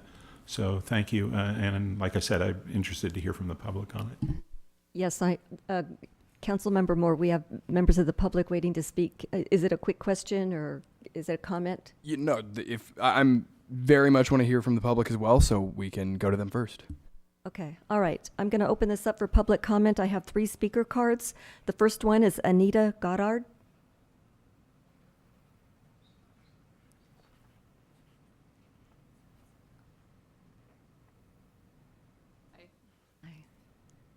Yeah, I live on Overlook Road, and I wanted to speak to you guys tonight because I have an emotional reason to want these trees to be gone. I wanted to ask you guys to help us remove those trees. I watched those 2 eucalyptus that fell on January 10. I was up that night with my oldest son, and we were both watching the trees because we always do that when it's windy on Overlook Road. And they were literally standing like bamboo in the wind. I have not seen anything like that. And then while we were watching it, the trees came falling towards us, directly at my house. And I was screaming to my husband, who our bedroom is upstairs, to get him downstairs, screaming to call 911, screaming at my kids to get some warm clothes on, because what if our roof was going to be gone in a second and we would not know where to go? Because where do you go? What do you do when you have giant trees falling and you know that there are 20 of them right outside your house? Honestly, I didn't know what to do, and I couldn't keep my family safe that night. 4 years ago, I did talk to the town arborist, because in my mind, trees of that size does not belong next to houses where we have families. It's just not logic in my mind. And I shared that with him, and he told me that these trees are healthy and that they are taken well care of. And at that meeting, he promised me that they would prune them every 5 years instead of every 10 years. And so I decided, okay, I'm gonna believe that and hope for the best. I now know that these trees are not healthy because we had an arborist out, and the root system that we could see after they fell are actually with rot, and we could see how little roots there were left on these trees. I now know that these trees, they will fall. And they will fall because they simply don't have the structure to hold them. And when the wind is so strong on Overlook Road, these trees will fall. So I now know that we're not safe on Overlook Road as long as these trees are here. So I beg you, help us remove these trees. Thank you for your comments. Our next speaker is Linda Rodriguez.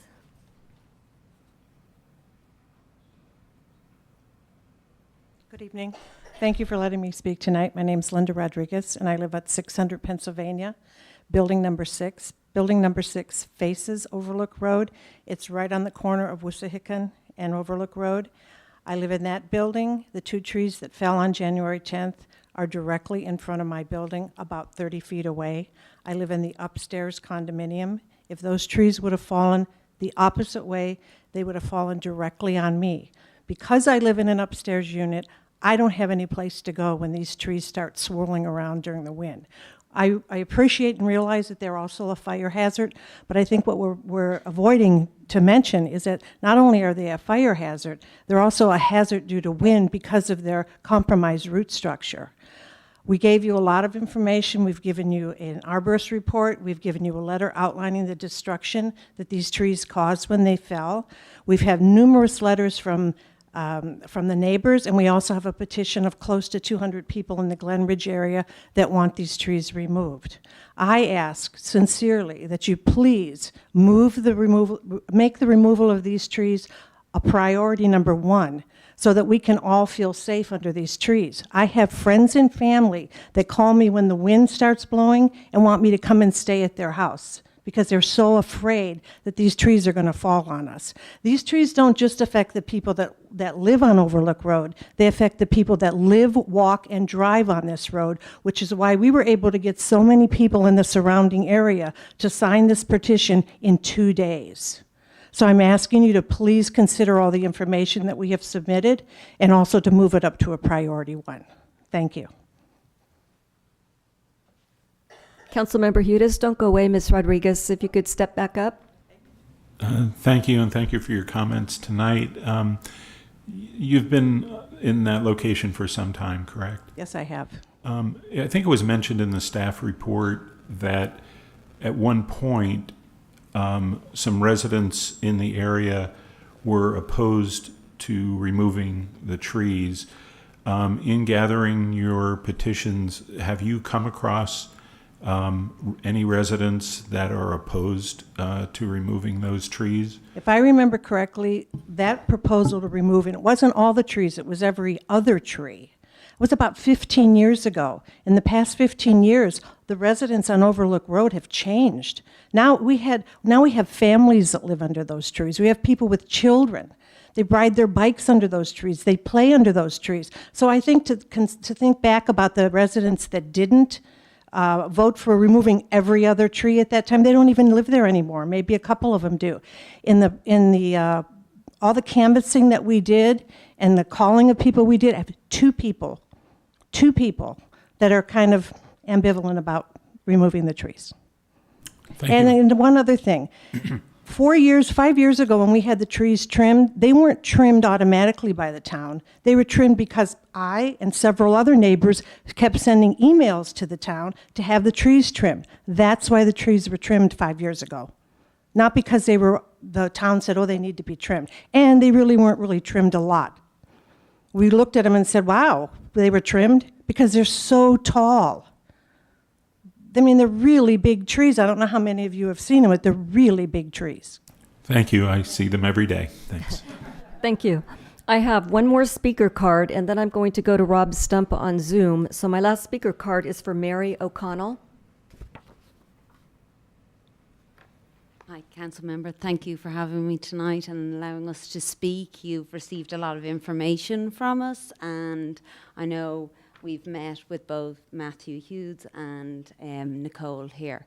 And we're given a kind of a more personal feel tonight of what it feels like to live underneath the trees. You've received our facts and our figures. You have received our petition from all our local neighbours. I was out calling door to door. I felt that most people, if not all people, were in agreement with us regarding the eucalyptus trees. But just from a personal point of view, I live on Overlook Road with my husband and my two boys, and on January 10th, all of our fears were realised when two of these huge trees came crashing down and caused enormous damage. It was a frightening night, and even more frightening when my family and I saw how close we came to being crushed by these 150-foot trees. If they had fallen just slightly to the left, I would probably not be standing here addressing you today. I am sure there are plenty of people here tonight and online thinking trees fall, get over it, move on. And I would like to feel like that again. And hoping to abate my fears, I have looked for more and more information on these trees and looked into eucalyptus, but this has only added fuel to the fire, and I'm sorry for the pun. Like when I crossed the street to see the 7-foot root system that supposedly supported these 150-foot trees, basic physics will tell you that's an accident waiting to happen. And this was before the independent arborist told us that they are infected with root rot and are badly weakened. When the PG&E electrician working on the down power lines told me to be thankful that the trees did not come down on the power lines during the dry season, as this street would be an inferno. Again, hoping to dampen my fears, I requested a meeting with our Santa Clara Fire Prevention Marshal, who told me that the fire services would have to retreat should the eucalyptus catch fire and explode. These trees pose a threat to life all year round, and we live under them. So please consider the removal of them tonight. Thank you, Ms. O'Connell. All right, no more speaker cards. I will call on Rob Stump.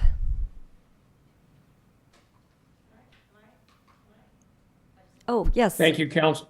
Thank you, Council, for the opportunity to speak this evening and your continued focus on wildfire preparation and prevention. It's an item that requires ongoing focus, planning, and funding. When this program began back in 2019, it was projected to be a 6-year project for a first pass of 31 miles. The cost per year, as Nicole has already stated, was projected to be about $500,000 a year, so spend about $3 million over the life of that first run, that first pass. I sent a note to the council yesterday just to include a funding table. I will not go through that since I submitted that to the council. You can take a look at it. But due to the USDA grant that was spoken about this evening, the FEMA grant, we're actually going to have funds in excess of $3 million by the time fiscal year 24-25 rolls around if the town approves the $482,000 match for the FEMA grant. This is outstanding and this is great news, and that additional funding can be put to great use. I also want to support the residents on Overlook because we should be looking as a part of this as tree removal and public safety threat. I think it would be appropriate to use some of the funds purposed for roadside fuel reduction in this $750,000 for removal of these Overlook road trees. I think we can maybe do both and still get 5 miles of roadside fuel reduction. Public Works is in the best position, obviously, and work with contractors to determine if both can be accomplished. Otherwise, I would suggest that a minimum of $250,000 be applied to Overlook tree removal in 2023. With that level of funding, certainly the majority of trees can be removed and perhaps others can be scaled down to a safer height until they can be removed perhaps in the following year. The other thing I want to speak about also is weed abatement, goes hand in hand with roadside fuel reduction. We need to be funding that in the same 31 miles of roadway, 2 passes probably per year. That's 62 miles. That work would be run between $450,000. Also looking at accelerated removal of non-native trees, what we're talking about today. Eucalyptus, consider removing all eucalyptus trees on town-owned rights-of-way, at least in the very high fire hazard severity zone and maybe beyond that. That can be done with existing roadside fuel reduction funding. We also should pursue grants that will allow for a public-private cost sharing for trees on private property. We also just need to get in and repeat the trim cycle, as you've already heard. So to council, approve the $750,000 for roadside fuel reduction this year and authorize a minimum of $250,000 for Overlook Road eucalyptus removal. Thank you. Thank you, Mr. Stump. All right, we'll call our next speaker, Eileen Braga. Thank you for taking me so last minute. I'm going to keep this really short. I grew up on 18121 Overlook Road, directly across the street from the trees that fell. My mom was on medical, I don't know, she died in October of, she was on hospice. But the night, my son then moved in the house and has been there ever since she passed. He was woken up that night, January 10th, with a big branch hitting our front window, broke the seals in the front, all the front windows of our house. And if those had fallen, he would be dead. There's no doubt about it because we are directly opposite of them. She always wanted them gone. We had multiple issues with her because she was on oxygen when the power went out and the eucalyptus trees fell. No one came up during that January 10th. So she would not, had she not passed, she would not have had extra help. No one called us to see if she needed help because they had not, PG&E was not aware that she had passed. In addition, the fire hazard, some of you know that living up on Overlook Road during traffic in the summers is almost impossible. So if ever there was an issue and if there was a fire, there's no way I could have gotten my mom out. So I think that for the safety, we were one of the people who've lived there since '72 and always wanted them out, so I don't know who complained. But from my perspective, I think it would be doing a great favor to Overlook residents to get rid of those trees. Thank you for your comments. There's no more hands, no more cards, so I'm going to close public comment and go back to our council. Councilmember Moore. Thank you, Vice Mayor. So first of all, thank you to everyone who is here tonight. I really appreciate your continued advocacy and also the information you've provided all of us. This is, can be a little bit complex, and you've put a lot of detail and thought into this. And I also appreciate all of you who shared your troubling and scary experiences, because that's helpful for us here. So I'm very supportive of this and want to kind of get into the details of how we can make this happen. So I'm want to understand the financing a little bit better, and also one thing I'm curious about is I want to make sure we don't preclude ourselves from addressing these other high-risk areas like the 5 miles and all of that, because this is a serious concern. There's also a lot of other serious concerns, so I saw in the desk item that most of this previous money has been spent on tree fall, storm damage, those sorts of things, or a lot of this has been spent on that. And so I want to make sure we can continue to do this, and so just kind of trying to better understand the financing. Sure. Thank you for that question. So I think that, there's two different things happening here. There is a capital project that is the roadway vegetation management for fire mitigation, and that has been funded at $500,000 a year for the last 2 years. We have additional grant funds, so we were suggesting that we fund at a $750,000 level this year. In addition to that, we have on an ongoing basis, and that money is in the grants were received specifically to do work in the very high fire hazard areas. In addition, there are general fund dollars every year that are allocated at $100,000 a year to do the rest of the town, right? To do block pruning, to try to manage the trees, to do trimming that's needed. And so that source was that the spending history of that source is what was detailed in the desk item. And so we've been funding it at $100,000 a year the last few years. It hasn't been enough, and we've been adding more through the mid-year cycle. Councilmember Moore. Yeah, so as a follow-up, so I saw that, so seeing that the $100,000 is always depleted and we kind of always have to come back, I imagine we'll probably have to do that again. Would this be coming out of that $750,000 pot? And if it does, do we, are we creating gaps? I would suggest it should come out of the $750,000, and that even if we spend $300,000 at Overlook, there still would be another $450,000 left to be able to do the priority 1 and 2 roads that remain. That's super helpful. Thank you. Councilmember Rennie. A couple other questions on this. So it sounds like last time you had to survey the residents before you could decide to take the trees down. Do we think we need to do that again, or is the petition that was already signed, is that good enough for us to move forward on this kind of right away? That's a great question. Normally for tree removal, we would sign the tree and post it for removal and allow for the community to engage. And I would assume we would follow that process here. I don't know why we would differ. I'm sort of looking to the town manager. Yeah, and I think to a certain extent, this is a public hearing about those trees, but others may not be aware that that is before you tonight. So if council does approve the removal or some of or all of the overlook trees, we would need to follow our normal tree removal process. So we would sign it, and if we don't get a complaint, then we would follow through with the removal. And we do have an appeal process. If there is a concern, it would go to our Parks Commission on appeal.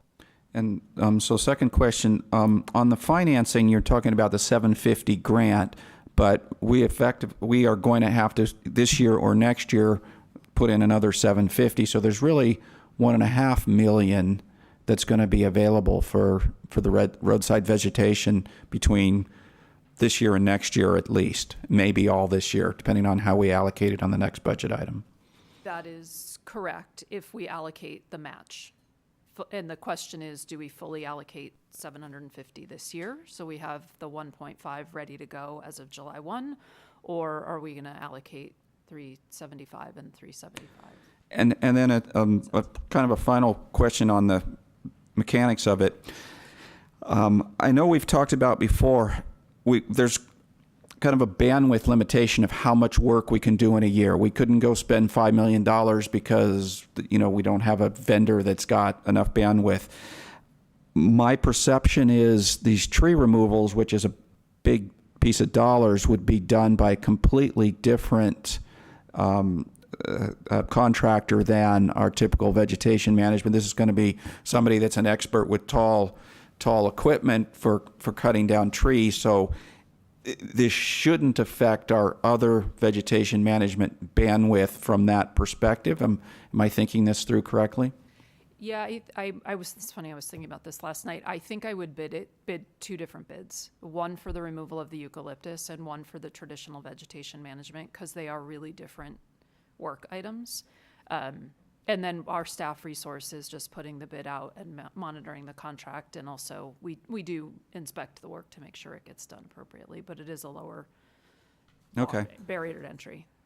So, Vice Mayor, at this point, I would make a motion for at least part of it. I would say a priority one. We move it up to priority one, and then staff addresses it that way. I think they understand the urgency of it. Town manager wanted to add, and the town attorney's going to tell me she has to figure out who owns the street first.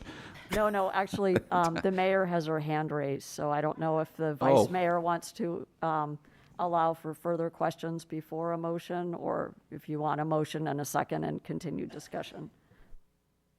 Mayor Risto, did you have your hand up to comment, or I didn't see your hand prior to the motion made by Councilmember Rennie? Yeah, it's hard to see. It's been up for a while. Thank you. I guess I could do this instead of raising my little hand. No, I did have some questions, and it won't change the outcome of my decision, but there was a comment, or there was some information raised about who owns the trees, who they belong to. Would that come into play in terms of getting assistance with paying for the trees, or would we, I guess this is for the town attorney or for Director Burnham, or would we just move forward and then figure it out, or does it matter who they belong to at this point? So the rule of thumb is if the town has a fee interest in the street, the trees are completely the town's responsibility. If all the town has is an easement interest and the town did not plant the trees, then the trees would be the responsibility of the underlying owner of the fee interest. We suspect that the town owns the street in fee, but that is just a piece of housekeeping that the town needs to confirm. Okay. And then I guess one of the things that we won't have time to figure out, in terms of that road being an evacuation route, it is an evacuation route for Los Gatos, but there's actually, I think, probably far more residents who would use it who live in unincorporated county or Monte Sereno.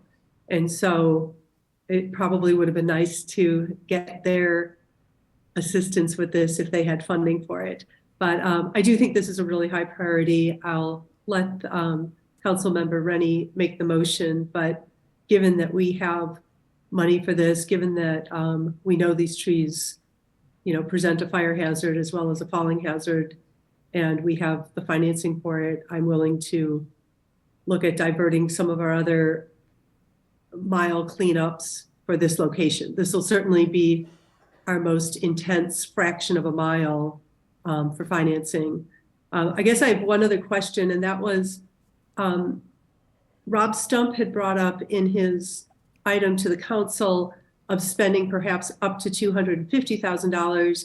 And if that didn't remove all the trees, that we could trim some down until they're safer. I'm just curious if overall cost, if it would be less expensive, if you're looking at a multi-year process, would it be less expensive just to take all the trees out at the same time as opposed to taking most of them out, trimming some, and then coming back next year or the year after? Do you have any idea on that, Director Burnham?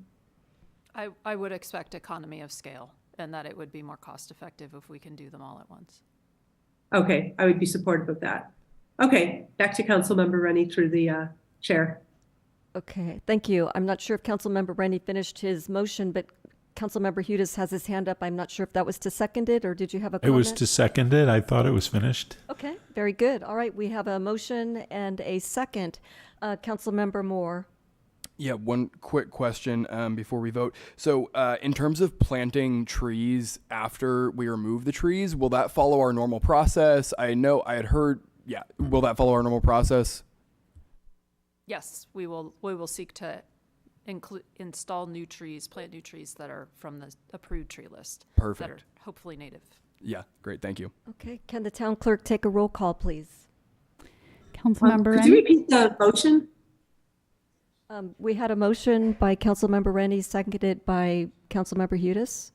Could you repeat it? I did not hear the entire motion. I don't know what it covered. So basically, I just said we'll move Overlook and the eucalyptus trees on Overlook to a priority 1. Staff understands, we want to get it done as quickly as possible. There's a few housekeeping items, so I think by moving it to priority 1, that enables them to, figure everything out and get it done as soon as possible.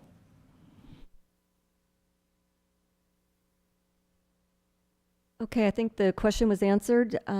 If the town clerk could proceed with the roll call. I'm sorry, Ms. Burnham? Can we just make sure that it's clear that that's contingent upon actually getting matching funds allocated to open up the grant? Like I need matching funds for the grant. Councilmember Rennie, did you want to clarify your motion on that? I'm not sure. I don't understand why that's necessary, but I can add that. Yeah, what we have is, we have a grant from the federal government, which is great news. But in order to tap into it, we have to have a 1-to-1 match. So if the council wanted to move forward with, say, for example, a 2-year program, then we would allocate $375,000 of the grant, but then council needs to find $375,000 of matching money in order to give us a pool of $750 total to move forward in the next fiscal year. So we do need to find a match. I'm pretty confident we'll do that in the next agenda item, so I'm okay to make that a contingency. The mayor has her hand up. Yes, Mayor Risto, please. Thank you. Yeah, when I was thinking about the motion, I wanted to make a friendly amendment that we do allocate the $375,000 for this year, and then $375,000 next year, so that we can get the full $750,000 match for the 2 years. But if you don't want that to be part of this motion, I guess we'll make this motion and then deal with the funding later. I think that was staff's intention, was us to deal with it in the next agenda item. Oh. So that we look at all of our capital allocation as a big picture. I think you can do it either way. I think we're comfortable either way. Well, if I were to make the motion, I would say that we, again, now we're getting out of out of order, I think, because we don't know what the total number is we want, but I would allocate the $750,000 this year's, because we're going to have to come up with it next year if we want to have all these matching funds. So I would allocate $750 to get all of the match in this year's budget. And I can add that to the motion if everybody wants to vote for it. Does Councilmember Hudes accept that? Yes, I accept that. Okay, and I don't see any hands up. All right, if the clerk could take the roll call, please. Councilmember Rennie? Aye. Councilmember Moore? Aye. Councilmember Hudes? Aye. Vice Mayor Badami? Aye. Mayor Rista? Aye. All right, it passes unanimously, and I'm going to recommend that we take a 10-minute break.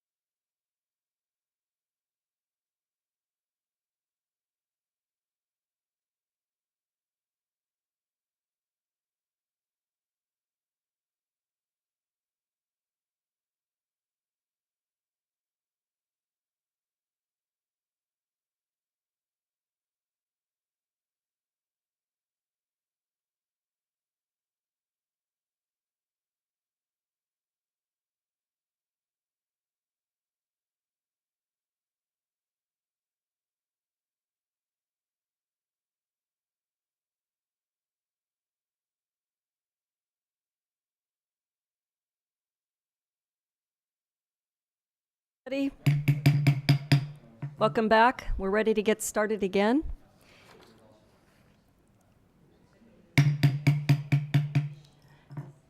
We're ready to get started with item number 13. So item number 13, we are to receive the preliminary fiscal year 2023 through 2024 through 2027, 2028 five-year capital improvement program information, and for council to provide direction on project priorities. I understand we have a PowerPoint presentation by Ms. Burnham. So Ms. Burnham, if you could present us with the presentation. Thank you, Vice Mayor. Good evening, Council. I'm Nicole Burnham, Director of Parks and Public Works, here to discuss five-year capital improvement program. To be clear, this is a very first step in our process of developing the CIP. So this isn't about allocating specific dollars. It's not about the pro forma of what does a five-year spending plan really look like. This is sort of more to have a dialogue about projects and priorities and where the council would like to see it go. We'll be back in the future with the more detailed spending plan. So if we go to the next slide, just gives a little preview of what we're going to talk about. We'll go through revenue sources. Finance Director Amvari is here to help me with that. If you have questions, we'll talk about some of our existing projects, the five-year approach, and also some Finance Commission recommendations. Go to the next slide. So this was actually attachment 2 to the staff memo, and it just outlines for council and for the community what some of our sources are of revenue into the capital program. Two additional sources that we could add to this list is Measure G, which has been allocated but not added to the diagram, oversight on my part, and ARPA funding. So we do have ARPA money still floating around that was unallocated from last year. But suffice it to say, we have a number of sources from various places. In the staff memo, I did detail these out a bit. And what really becomes striking is a lot of them are dedicated for specific uses. They're not allowed to be used on any project we see fit. A lot of them are dedicated for roadway uses based on their funding source. Next slide. Which is why you see in this slide, when we start looking at the funding history by capital programs, you start to see most of the money going into roadway. So I wanted to look at this because I think when you look at the budget, you see carry forward. So if you allocated money to a project last year and we didn't fully complete that project, the money carries forward. So it looks like there's a lot of money going into the capital budget when you factor in carry forward. But what we really worked to pull out here, thanks to Finance Director Anvari's team, was what is the new money that's come in year by year. And so you can see the top three categories relate to streets and roads. And it is where the bulk of our money goes to. We have had some bridge projects. Park improvements is a pretty small chunk. Trail improvements last year was a significant had a significant source of funds, but 4.8 million of that was grant funding for a bridge that we're out to bid for construction on right now. So I wanted to give that snapshot to council just to put things in perspective a little bit. If we go to the next slide. So in the staff memo, I kind of broke the program into two categories. One is annual ongoing projects. So these are projects that have been funded year over year in amounts that vary from $1 million or millions of dollars in the case of roadway to $10,000 a year in the case of town beautification. So there are 11 of those programs that we manage. We often aggregate them and pull the funding together. For example, there's 3 or 4 different funds for streets. So we aggregate all of those funds and put one bid document out on the street for construction. But we manage the funds separately. With the next slide. We go to one-time projects. So these are probably what most people think about when they think about capital projects, because they're the discrete, kind of larger, sexy, if you will, projects of like building new infrastructure and making significant repairs to things. So we have 54 of them currently in action. About 16 of them should be complete by by the end of the fiscal year. So we are working off some backlog.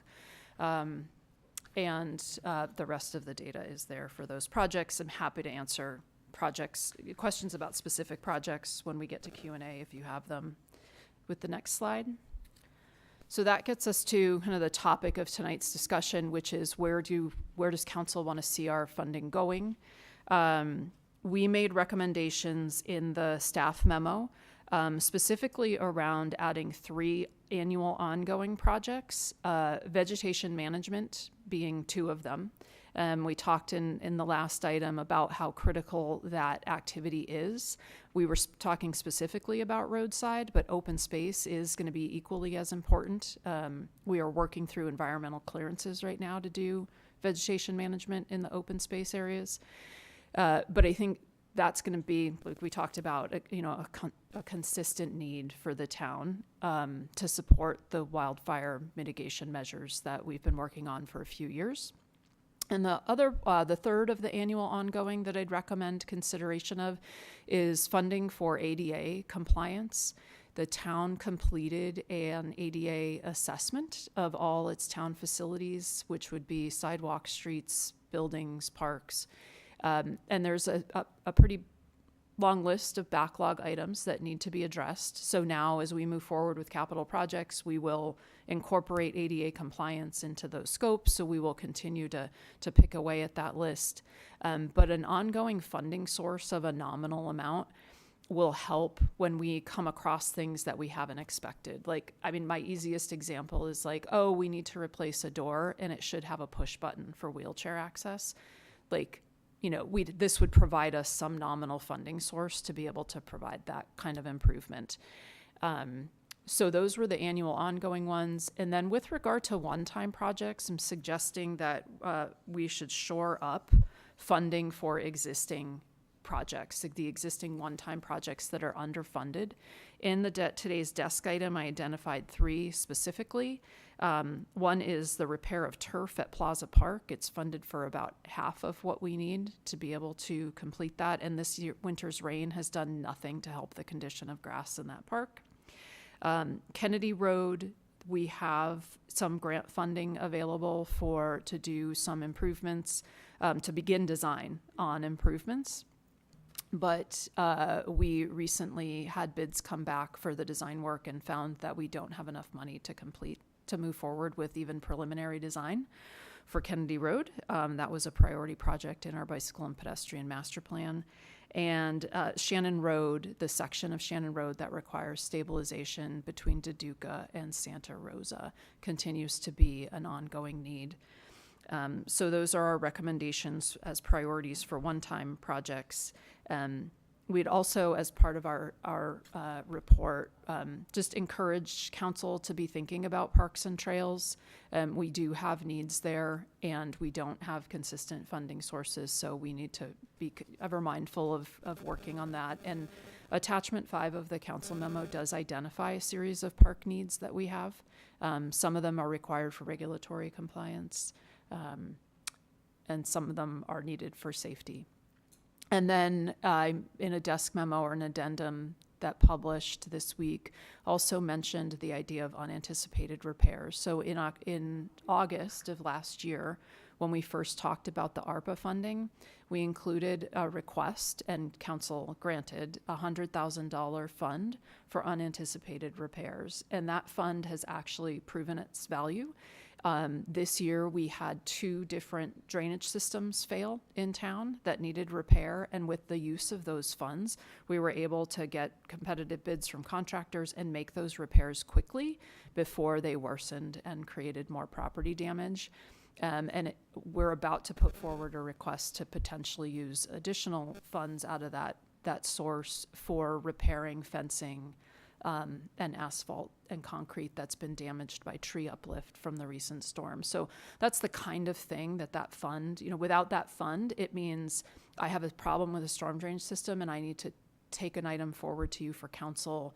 You have to approve it. It just adds time to the length. So it's a nominal amount. It was $100,000. Nominal and is all relative, of course, but $100,000, and we will have spent it on 3 different projects this year, I think. And and the last slide, so on March 13th, the Finance Commission did hear this item, and they had recommendations, the first 4 of which really focus around, I'd categorize these into source and use, right? So item 5 is really about source and how we're sourcing or kind of identifying revenue for the capital program. The top 4 are 1 through 4 are really about how do we more effectively manage and more closely manage our capital program. So I wanted you to have those in front of you and be able to see them. And with that, my presentation is concluded, and I'm here for questions. Thank you, Ms. Burnham. Councilmember Hudes. Thank you. On the previous slide, you talk about, I believe, one time, and there's a bullet item, consider parks and trails.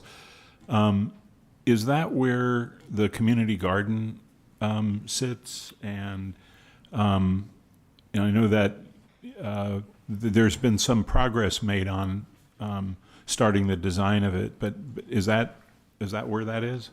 That is where that is. Let me just double check that. But yes,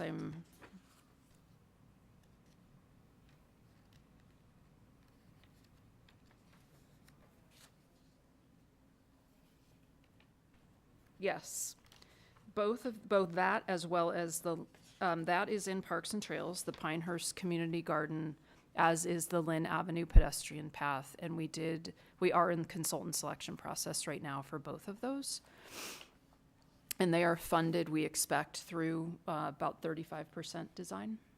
So that would be the current phase we're in. Are you looking for input beyond that? For the other 65%? What? I think if we want to fund it within the 5-year capital CIP, I think that would be a good for me to hear about. Okay, thank you. Any other questions for staff? Councilmember Moore? Thank you, Vice Mayor. So 2 questions. So one kind of following on the theme of parks and trails. So it does seem troubling to me, and it seems like the staff report kind of says this, that there's no dedicated source for parks and trails. And so are parks and trails always just funded through what we see in item 5, where we allocate, different line items, or are there other sources for parks and trails? Yeah. I'm actually going to ask either the town manager or finance manager in Vari, because they just have more history than I do. So thank you for the question. So usually the parks and trails program sometimes we have parks grant that we can utilize and we would use, but usually it would come from the general fund discretionary money for those savings that we set aside and dedicate for those sources. Okay, great. Thank you. And so to follow along that, is there, I'm sure budgetary constraints is a big factor here, but is there a reason that wouldn't be included in an ongoing portion of this budget?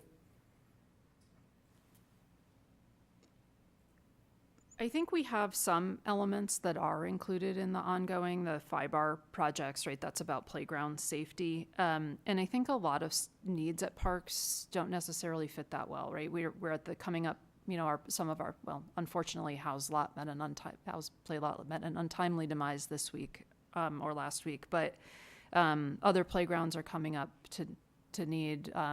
There's Oak Meadow Park. The plane needs coating. I mean, so they're kind of one-off that don't necessarily need to be done annually, so they don't fit into that well. Okay, great. And so you and your team are comfortable with kind of how the council does this of funding those on a yearly basis. I'm just worried that we're not, I would be worried about a situation where we wouldn't be doing right by our parks and trails by not funding them on an annual basis. And if I may, Vice Mayor, I think this is exactly why we're having this conversation tonight, is we really wanted to call attention to certain elements of our program that perhaps haven't had as much highlight in years past. And I think every year council has the ability to identify those priorities. And so we really wanted to spotlight this particular one because as time goes on, our needs are going to grow, and it really would be helpful if we were able to kind of think ahead about what would more investment in that particular aspect of our program look like. So there are some specific recommendations that staff has put forward for this next fiscal year, but this is an in the bigger picture, there are ongoing park needs for Los Gatos. Okay, great. Thank you. Yeah, that'd be a priority for me as well to continue funding that. One other question. Yes. Thank you.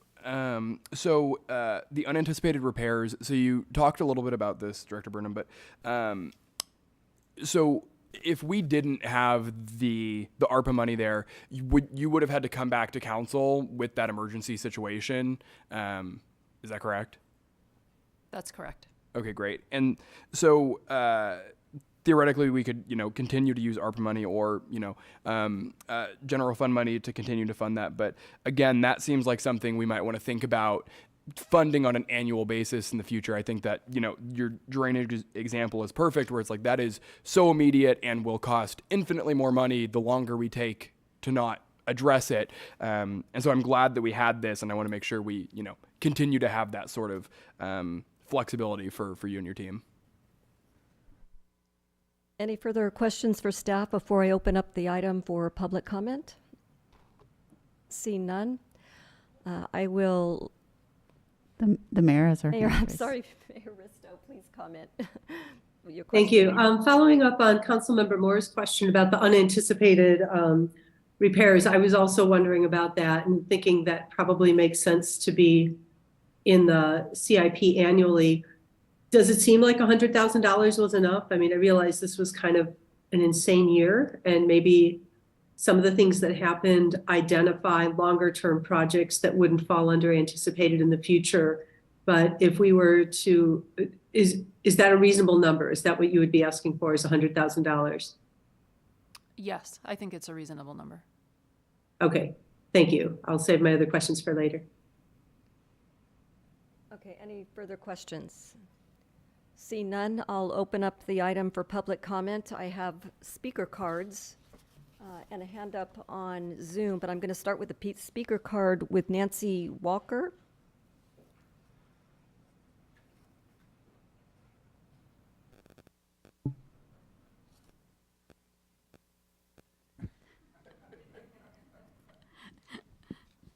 Good evening. My name is Nancy Walker, and I live with my husband Rob and dog Duncan at 16791 Loma Street in Los Gatos, which is between Ferris Avenue and Inglewood Avenue. We are asking the town to help us as we have a major problem on Loma Street. Every winter for at least the last 30 years, and not just this unusual winter, the storm drain in between our home and our neighbors does not drain properly.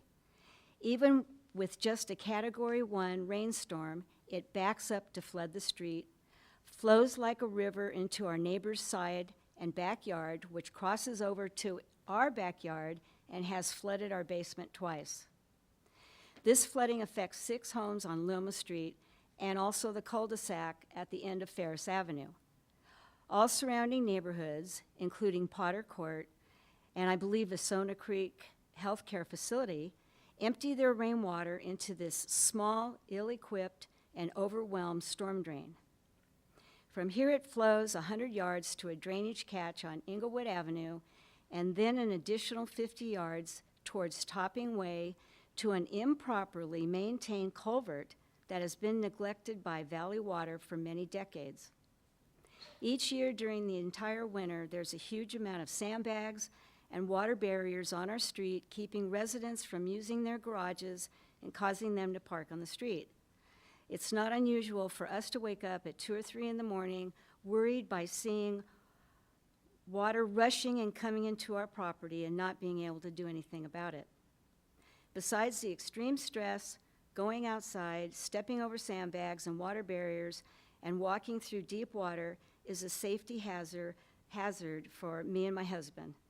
We have reached a point where we are saying enough is enough, and we really hope that you will help us that you will put a high priority for our storm drain issue. Please help us. And I do have 2 neighbors that will back me up. with more information.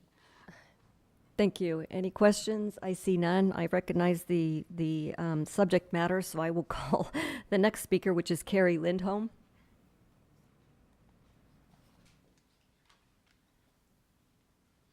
Hi there. I'm Carrie Lindholm. I'm Nancy's neighbor, and I've lived on Loma Street for over 25 years. As Nancy has referenced, we've endured these storms and flooding over that period of time, but it's now become the norm where every year that we do have rain, we immediately have flooding, and we have sandbags and flood barriers placed across our yards for months on end to prevent damage to all of our properties. Nancy and I went down to the maintenance yard, filled up sandbags in the pouring rain when the first of this year's storm hit.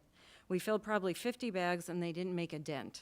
The town then delivered an entire pallet of sandbags to her driveway to try to stop the water from flooding her backyard. And we currently have about 200 feet of sandbags down our street. That's what we live with for 4 months, 3 to 4 months of every year. But the sandbags aren't the solution. They just are moving the problem down the street to other yards. The solution has to be addressed by the town. The current drain that sits in front of our house catches the water from multiple surrounding streets, including, I believe, Los Gatos Boulevard. It's not equipped to handle the volume of water that flows into it and almost immediately floods. I timed it today, and it took 10 minutes after the rain started before the street flooded. Just 10 minutes. That was it. And we really didn't even have a heavy rain in the beginning. And this is happening now every single time it rains. So the street was designed with a crest to it, so the water naturally flows towards the drain. When the drain can't handle the volume, the water from the street overflows into our yards. Our properties can all handle the rainwater that falls in our yards, but what it can't handle is the overflow from the street that is pouring into our yards, and that's where we have the problem. It floods Nancy's basement, and then most recently our garage has been flooded twice. Cleaning the drain has been done repeatedly with no success. It appears to me that the drain has to be upgraded in size. At the very least, an engineering study needs to be done to figure out exactly how to rectify this situation. I mean, we're all really tired of living with sandbags in our front yard. I mean, that's not the aesthetic that I envisioned for my home. And it's really sad that it's been allowed to go on for so many years with no real solution from the town. The Parks Department has been they've been very responsive. We call, they come out, they look at it, they take videos, and they just shake their heads. They don't have the ability to give a solution on the spot. It's beyond their control what they can do. This is a much more serious problem. I sent you all an email this afternoon with a video I took today during the storm. It was after the cutoff time to be included here tonight, but it gives you an idea of what we're dealing with. Thank you, Ms. Lindholm. You can stay put while Councilmember Moore asks you a question. Yeah. Yeah, I was actually just going to comment. I really appreciated you sending us the video. I thought that was really helpful.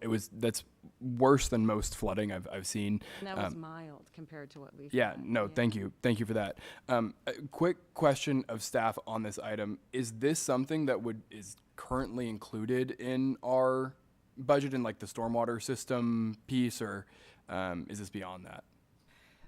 It is not currently a project, but I did include it. So attachment 5 is some recommended projects to think about, and that drainage study of this area is included in that recommended Thank you. action. And just so that funding source would come from the storm drainage fund, not from streets or another source. Okay, thank you. Our next speaker is Carrie Lindholm. I'm sorry, our next speaker is Richard Newell.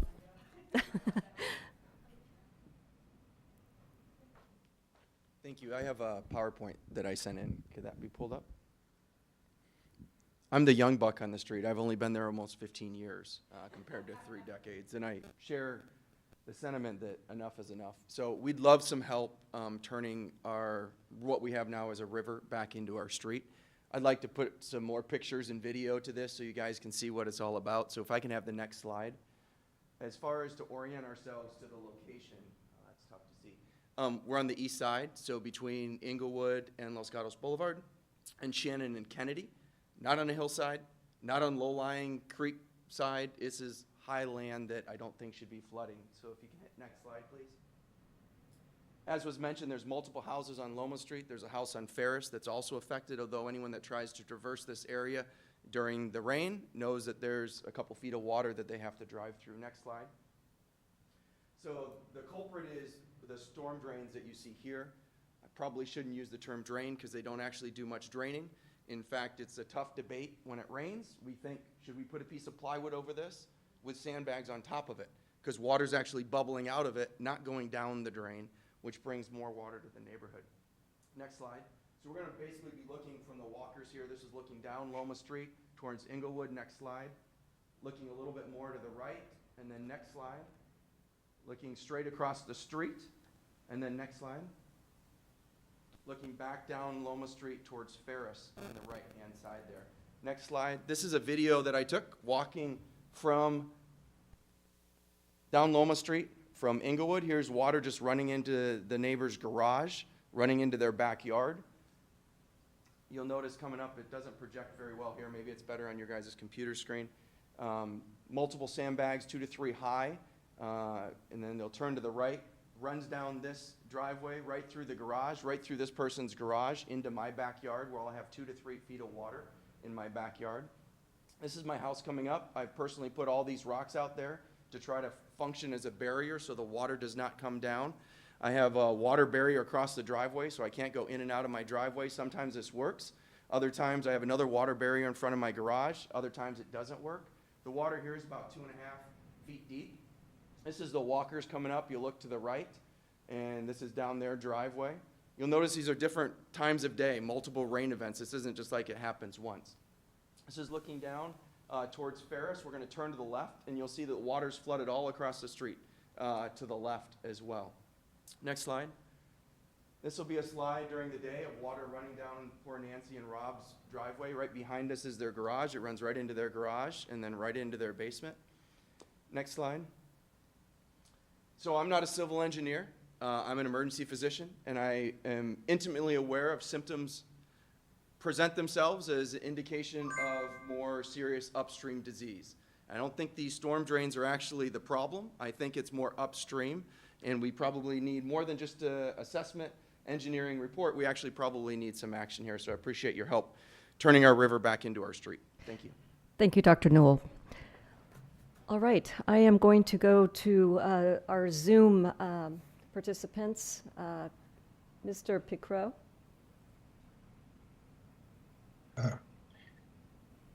Hello, I'm Tom Picro, and I wanted to speak just briefly to the community gardens one, which I believe falls under your parks and trails area.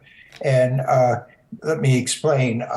So as working towards building a nonprofit Friends of Los Gatos Older Adults, we're targeting how we can raise grant money for future things to help the senior services roadmap. And one area that we were particularly interested in was the community gardens. The reason for this is that AARP has made feature this in their community grants as something that they were particularly supporting. Of course, we couldn't apply this year, but we had hoped to apply next year. One applies in March, and one learns if they're successful in June, and then you have basically until the end of November to put things in place to actually do it, the quick action community grants. So in this case, it would be things like benches for seniors to sit in, garden boxes, perhaps particularly garden boxes for people in wheelchairs or disabled people, this type of thing. But I'm just, as a community member, I just would like to express my confusion or concern that if we do, I understood that we would be doing a design planning, but if the design is only a 35% design, then where do you actually start putting physical things in place? How can you do a design that's 1/3 done with a contract, and then the next person comes along to do the other 2/3? Do they do the same thing? It just seems and so in terms of long-term planning, I just like to say that it would be, I wanted to ask that question and see where we can be supportive. Maybe not here, but find it rather surprising. Thank you. Thank you, Mr. Picro. Councilmember Rennie has a question for you. Yeah, thank you, Vice Mayor. Mr. Picro, I'm interpreting your comments a little bit, so I'll let you clarify if I'm wrong. So we have a community garden project that was suggested it would be 100 plots and would need a parking lot and needs extensive design work. What I listened to you kind of say is it sounds like you are looking for smaller gardens more spread throughout the town so they're easier for people to use. You know, I was sort of thinking, you're probably thinking like maybe little spaces in each of the parks or something like that versus one large site that people have to drive a long ways to go to. I don't know how they're going to get their wheelchairs there. You mentioned wheelchairs and so forth. So I'm just trying to test your vision of community gardens versus this one particular project. Well, thank you, Councilor Rennie. Yeah, perhaps this is a larger project than I had envisioned. And I do think people in community gardens do like local access to it. I've heard in discussions with town about this community gardens, people on the west side of town saying, I would never go over to Union in that area on the east side, that's too far away. But nevertheless, I know other places like Cupertino is very nice, very large community gardens. I went and inspected that recently. It's simply the fact that if how can one help to produce things and to support things where there's possibility of maybe a $50,000 contract grant. And I would have thought that you would phase this in as opposed to design the whole grand thing like a skyscraper and build it all at once. So I'm a little surprised at the approach. So maybe follow-up question. Maybe if you've done some studying of it, you'd have some feel for how far people would probably travel to use a garden, because that might help us decide how big one should be. Oh, gee. The feedback I have is certainly circumstantial, and it's the kind of comments where people who care a lot about gardens and all seem to feel like going from one end of the town to the other. This is on the east side where we're talking about, which I think is a great site. That I've heard just comments back, gee, I wish there would be some small plots on the west side of town, or if there were some other area that might be available. So I can see where there's interest in that. That, of course, I know you have made considerations. So I haven't done the studies that your Parks and Rec have, but that's just a comment. Thank you. Thank you. Our next speaker is Patrick Dirks.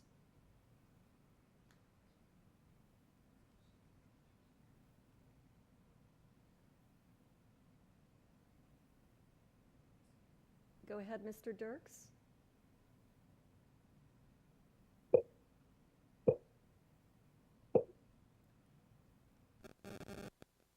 Mr. Dirks, we can't hear you. Hello? Now Can you we hear me? Can you hear me okay? Yes. Okay. Something strange is going on with my audio here.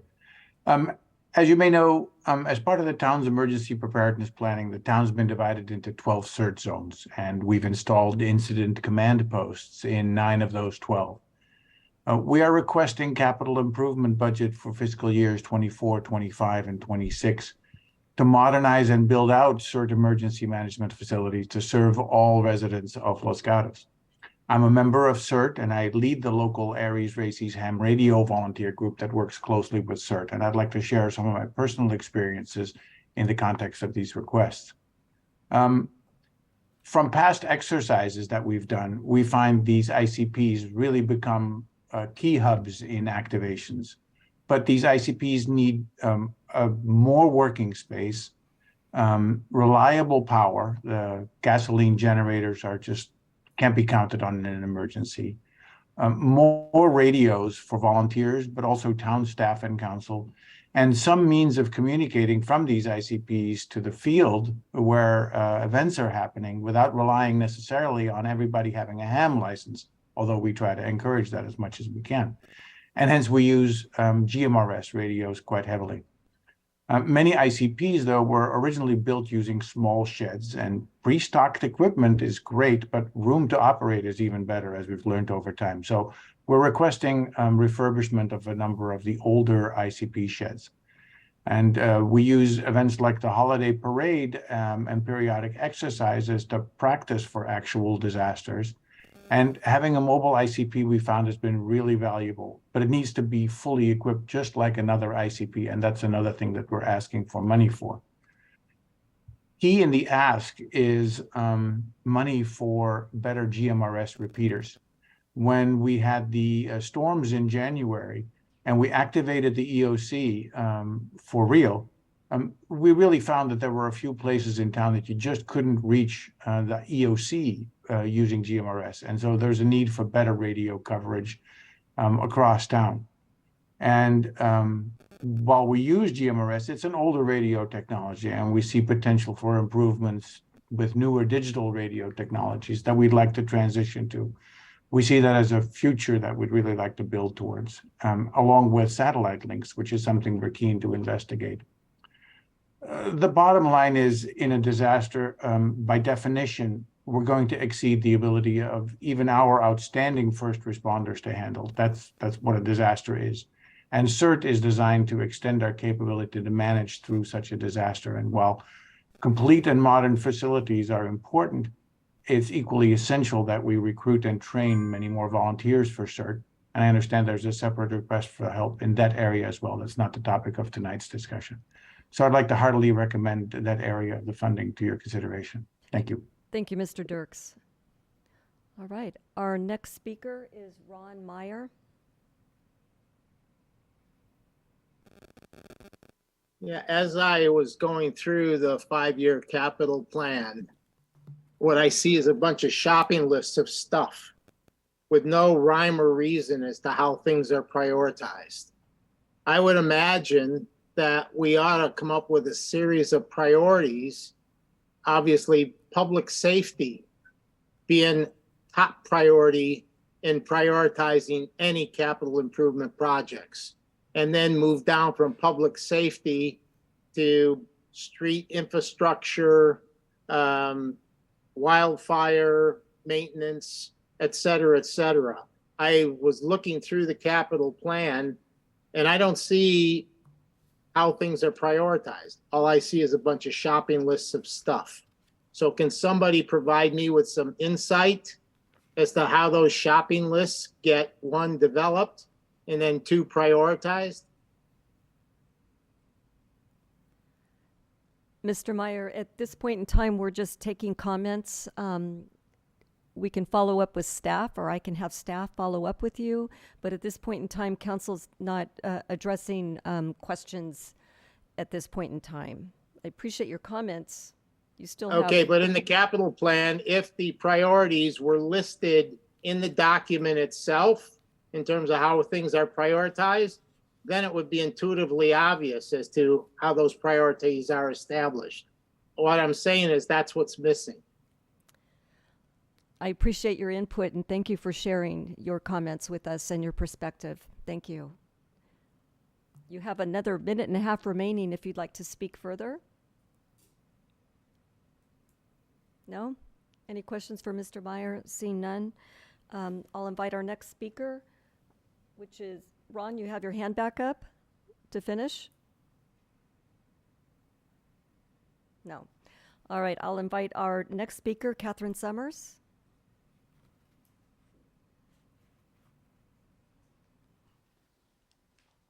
Good evening again, Council. Time number 2 up here.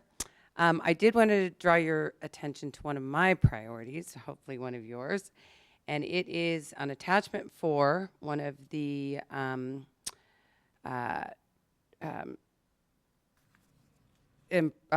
capital improvement projects that is actually on hold right now. And it has to do with downtown streetscape and revitalization. And a couple years ago, you put aside about $1.4 million for this project that really didn't have a whole lot behind it, but we knew that we wanted to do something with the downtown to revitalize it pre-COVID. We've spent about $750,000 of that 1.4 that was set aside, so we still have some remaining dollars. I question a little bit why it's on hold. I know we have a lot of other things that are on our plates right now, but I wanted to make a few suggestions. We could look at that money simply, and this money is already there, of course. We could finalize what we wanted to do with the Holiday Light program. And I think there's some concern about, how we're storing those lights, what we want to do with them next year. So I think that is one good use possibly of that money if we wanted to do it.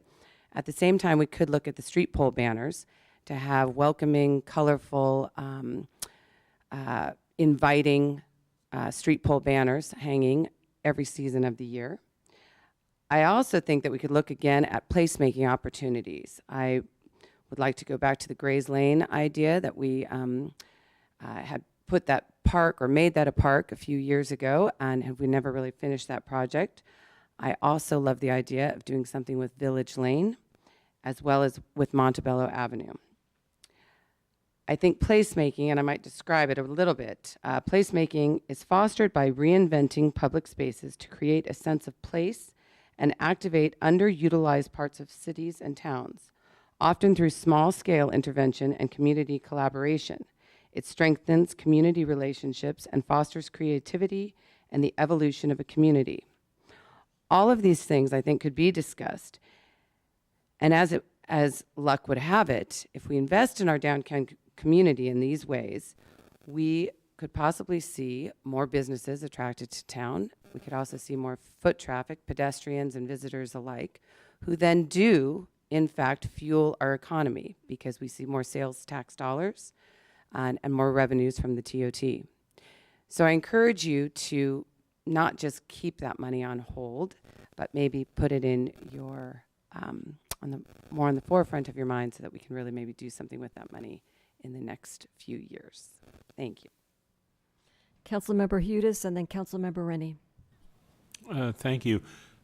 You referred to $750,000 of that original budget being spent.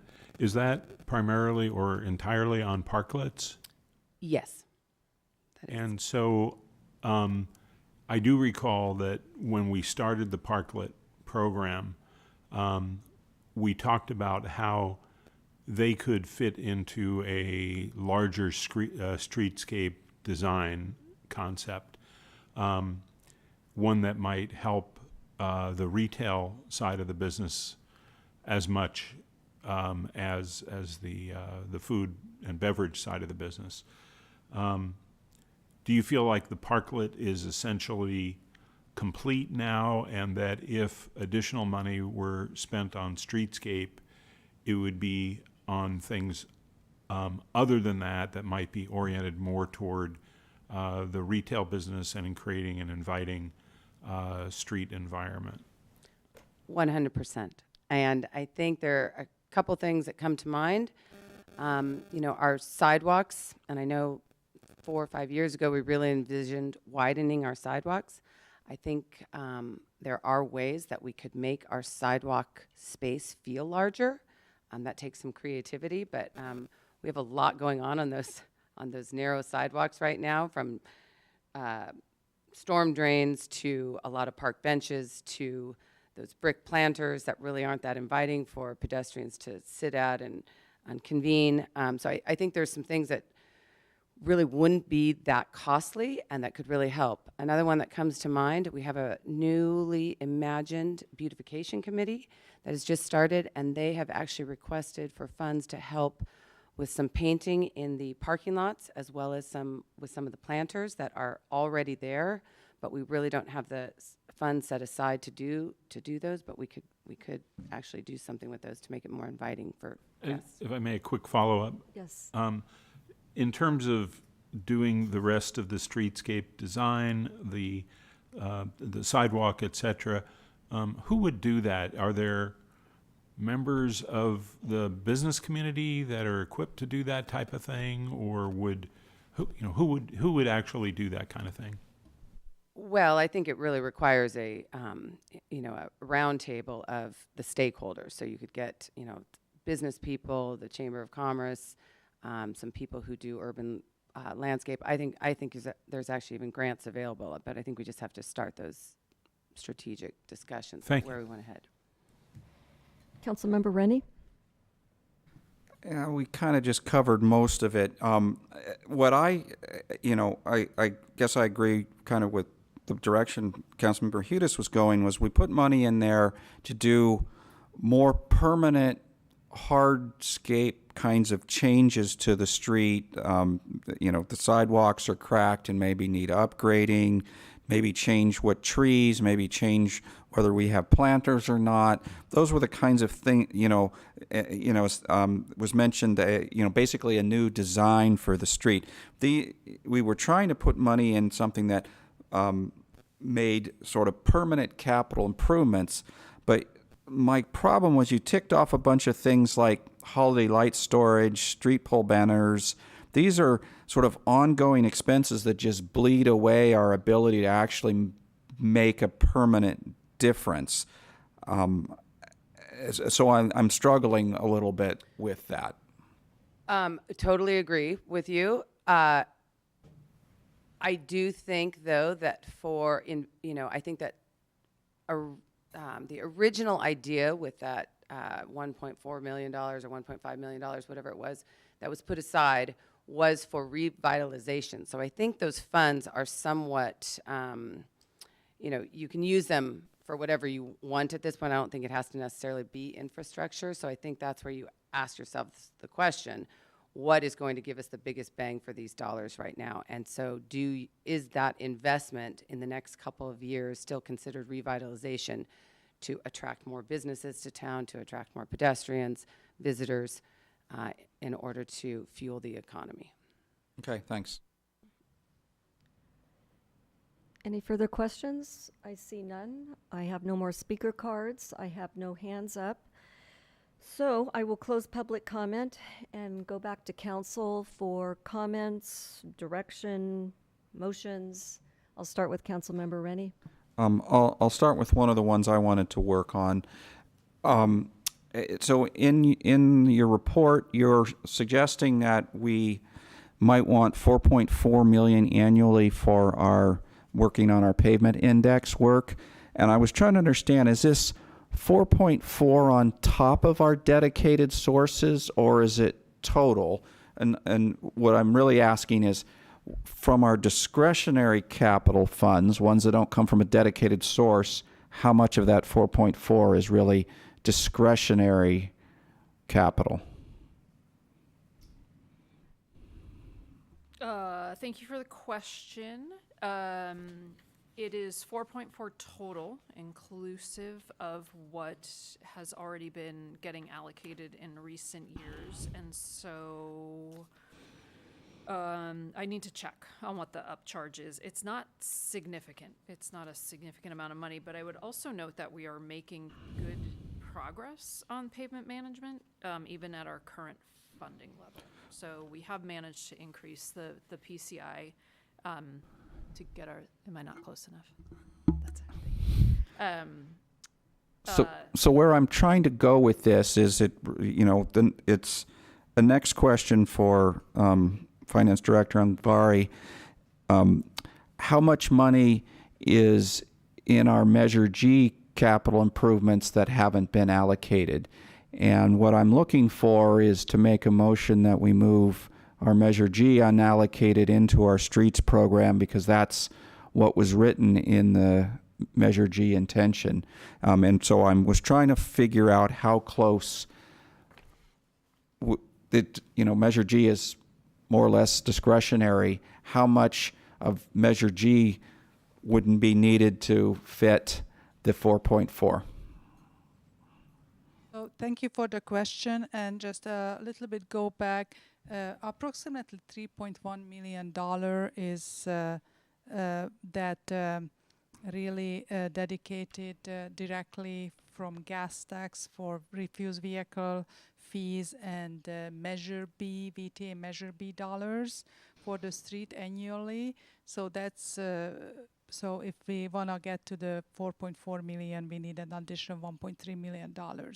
So the Measure B money was already transferred in this current fiscal year to the capital program, and the capital program already assume spending those Measure G dollars. So if we want to dedicate the Measure G money for the streets, it would for the ongoing street project, it would take away. We have other street projects that not ongoing one-time street project that would still qualify the Measure G. That can be the Measure G money can be programmed toward those projects. I'm not sure I completely understood that. So, Can I offer that Sure. perhaps for tonight's conversation, let's talk globally about priorities and strategies, and then Director Angvari and I can go figure out the sources as we build out the capital budget. Just because when we could go down a lot of rabbit holes of different funding sources. So yeah, and I'm specific on this one for a reason. We have an audit report that on how Measure G money is spent. If I could make a motion tonight that showed exactly where Measure G money was going, that helps solve the audit report question. And that's what I was getting at on this specific where money, the sources and where they're going. So may I offer one just a suggestion?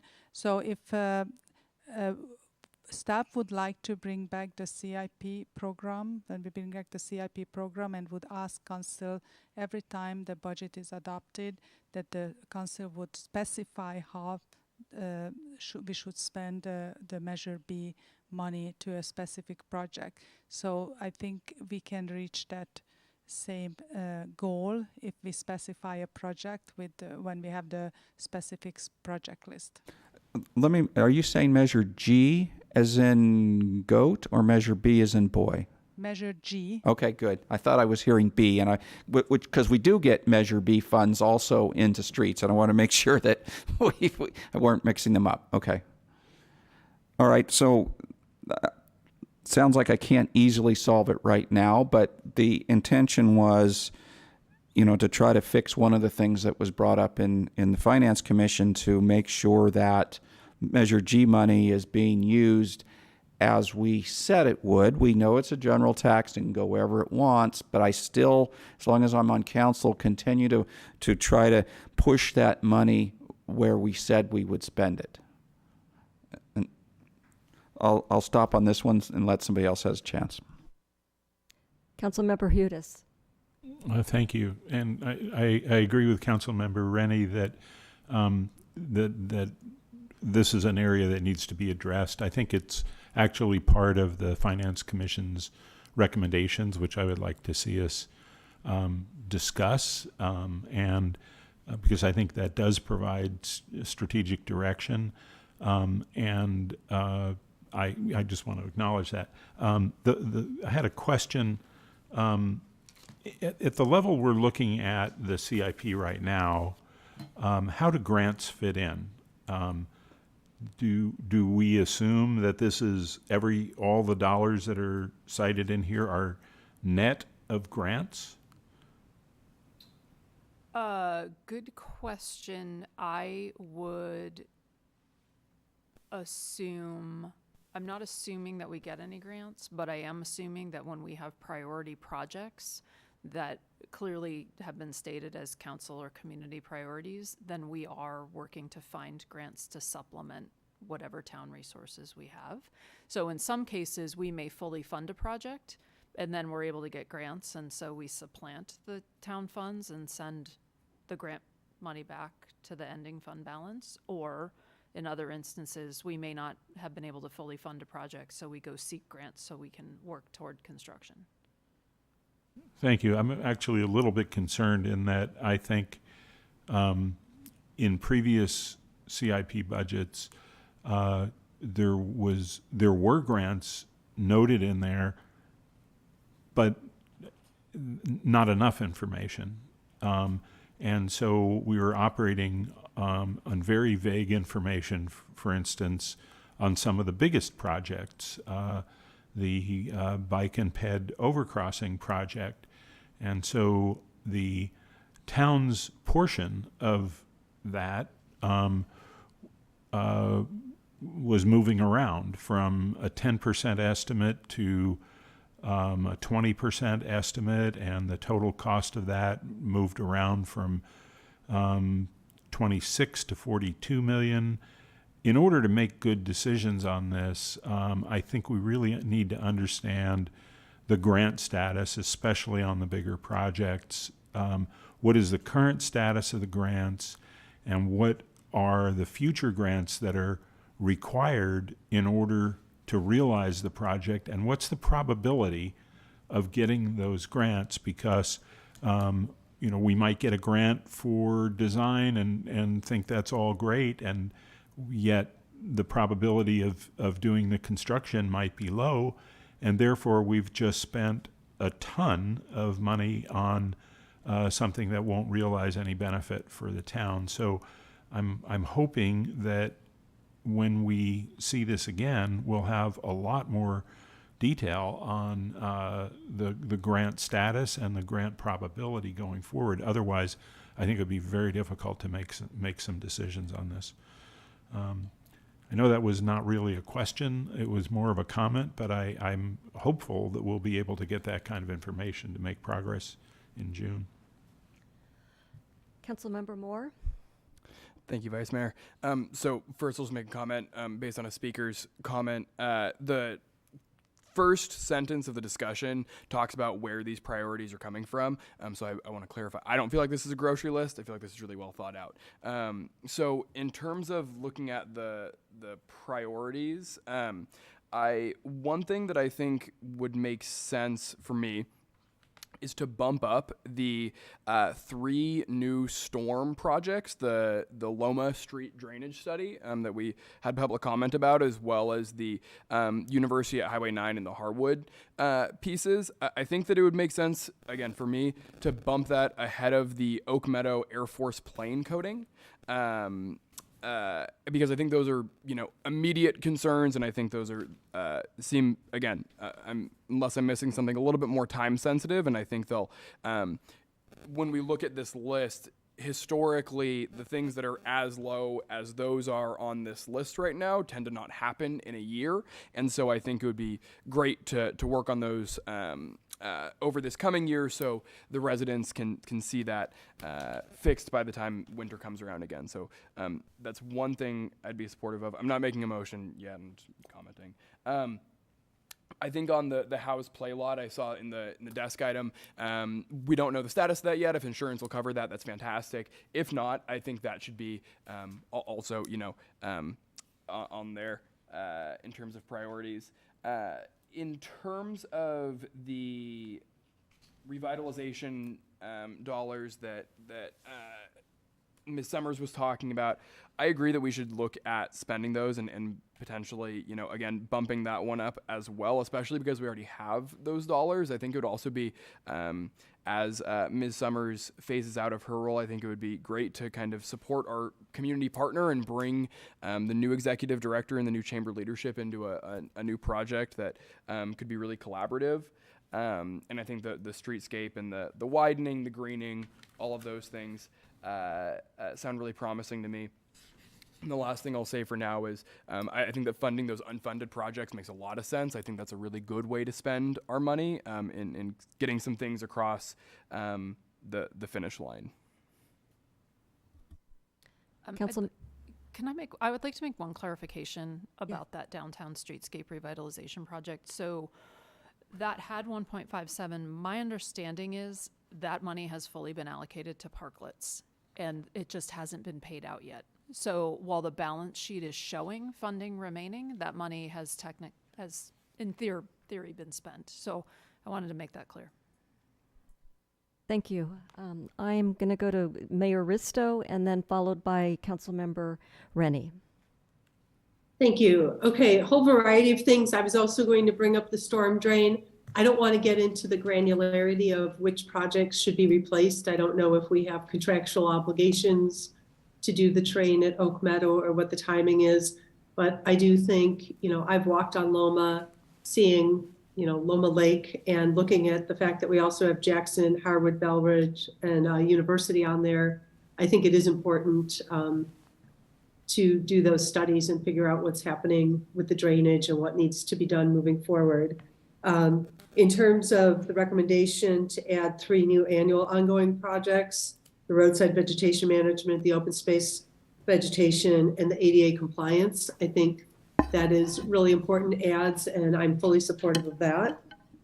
There was something brought up about the Winchester Complete Streets, and that there was some Measure B money that could go toward the complete street and the next phase, and a possible discussion between our Director Burnham and VTA to see if that money can be used for something else, another project. And I think that does have some merit. Right now, Winchester, with paint and plastic, it may not be exactly what the residents want to look at forever, and I think we can do a lot more, but that full complete streets treatment is incredibly expensive, and from a pedestrian, bike, and traffic calming point of view, most of it's been achieved, and potentially more projects can be done in the next few years with that VTA money if it's possible to move that Measure B money to the bridge or something else. And then there was something else. Oh, and then the idea of studying what modifications would be needed for moving all police operations to the operations building. I think that is a great idea. I think we need to be looking at what kind of facilities we have, how we can best utilize them, and what makes sense moving forward into the future. So those are the things I'm feeling pretty supportive of at a high level. Thank you, Mayor. Councilmember Rennie? So I was sort of thinking through things one at a time, but I'll throw a bunch of them up there. I agree with the idea of the Winchester Boulevard project, seeing if we can move that grant to something else. I guess maybe we have to give them options. I don't know, but that we need so much money on that project. I don't think it's going to happen anytime soon. It'd be nice to focus it on some of our other projects and get those done. We've got something in place there. It would be nice to have it, done nicer than it is, but we've got others that should come first. So I think I agree with the mayor on that. The flooding on Loma seems like the very worst storm drain problem.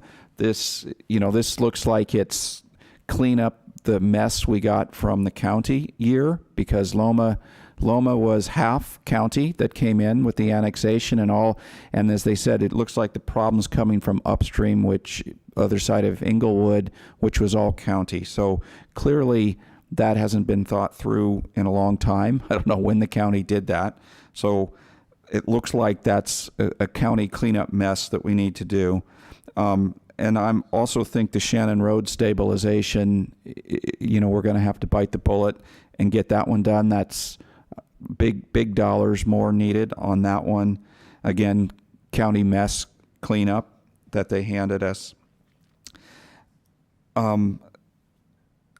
Finishing, you mentioned the Plaza turf. I don't think that's that much money to finish. Funding that to be able to fix the turf there, that's highly used, so that makes sense. On your list, it hasn't been mentioned yet, is the turf repair at the Creekside Park. I brought up concerns about that at Finance Commission. I would either do something like, say, not spend more than 800,000 of the million you want. In other words, get partners to contribute something like 20% of the cost of that, or lower it in priority until we get something. But my preference would be to let you move ahead, but with a reduced allocation on that, so that we get some kind of partnership. I think most of you listened in on the Finance Commission, and I talked about, well, this park is half of the time is completely allocated to these teams.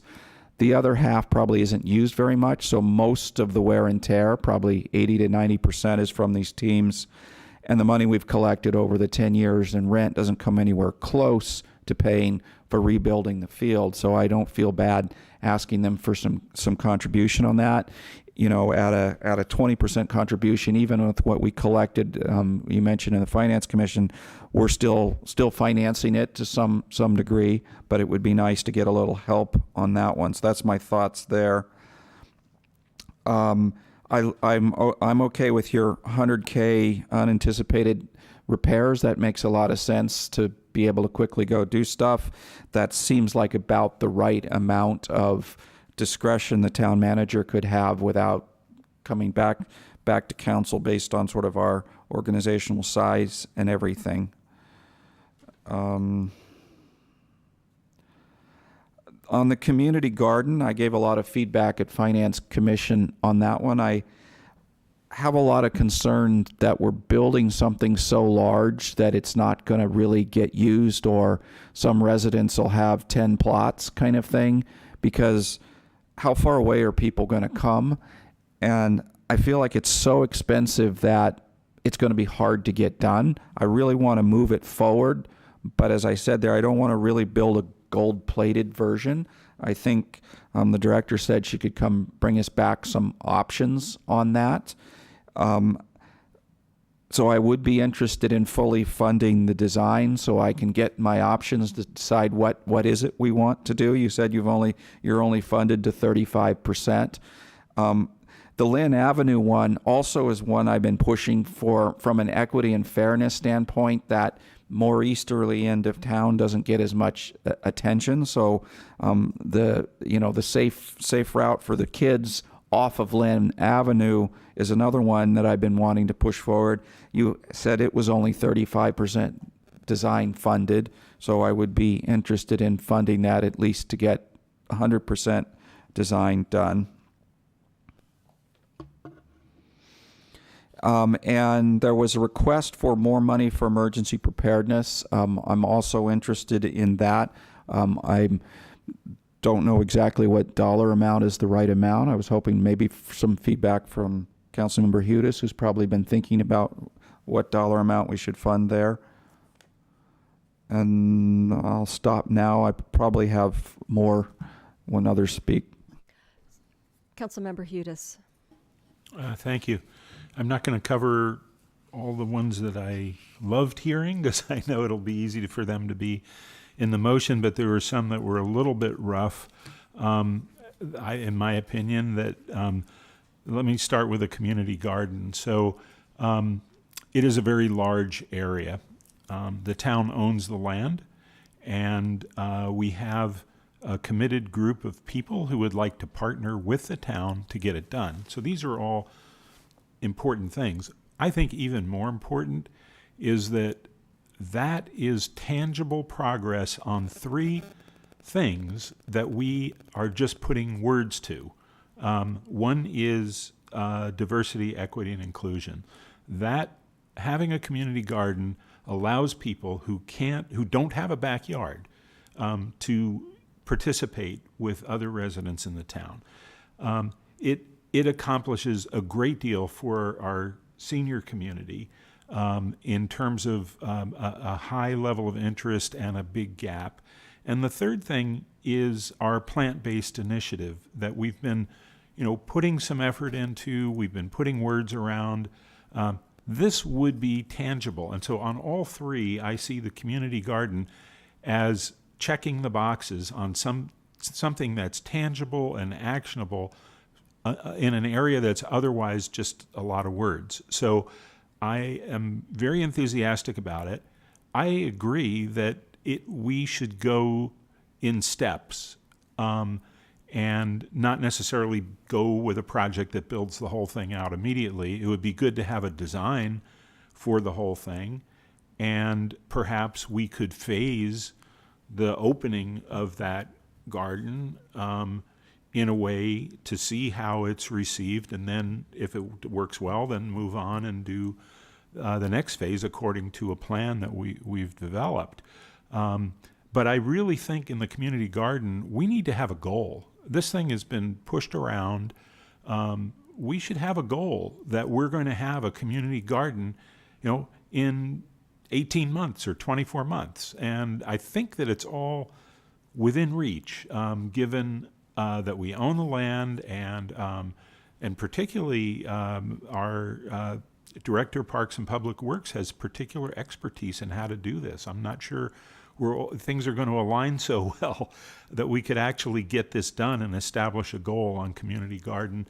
And it could be a phased project, but one goal of getting part of that garden open. The other thing I wanted to address is the emergency preparedness. And I think there's been very thoughtful proposal put on the table. Mr. Dirk spoke at our previous meeting a month ago, and we realized most of it was capital. The reality is that we have terrific, dedicated volunteers in town, and we have great cooperation and collaboration between our police department and our CERT group and our communications group. Many communities do not have that. And so putting some money in there, I think, would go really far. And the issue is that we haven't done anything with these incident command posts in some time. And we just haven't put money into this in some time. And so we need to catch up on it. But the other thing is we're kind of halfway in between. We have ham radio operators, and I'm one of those, and I love it, but a lot of people are never going to get there. And so our CERTs need to be able to communicate with the incident command posts, and those posts need to be able to communicate with our emergency operations center as part of our plan.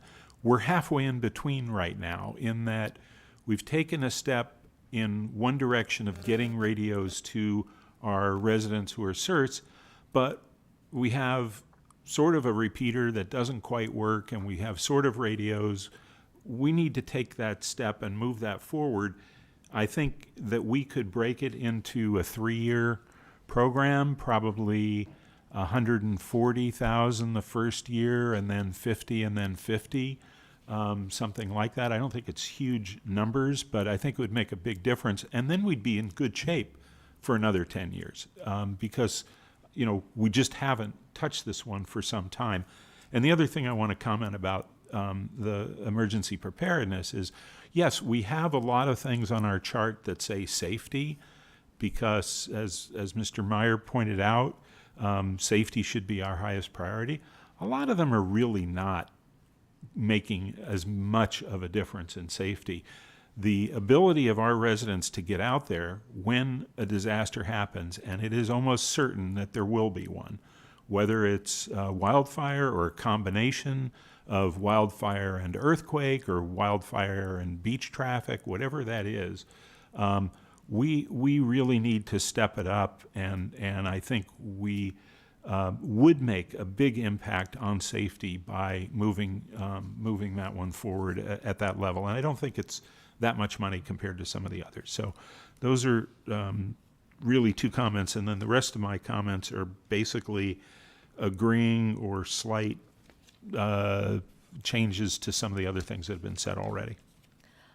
I'm going to pipe in here, and I agree with public safety being top priority with the emergency preparedness. I think a lot of us would agree with that. Mike and Mr. Meyer, thank you for your concern with that as well, because it's my concern. To staff, we're supposed to provide direction on project priorities, Are you looking for motions? Should we kind of break some of this up in what we can so you get consensus? Or are you just taking note of all of our comments?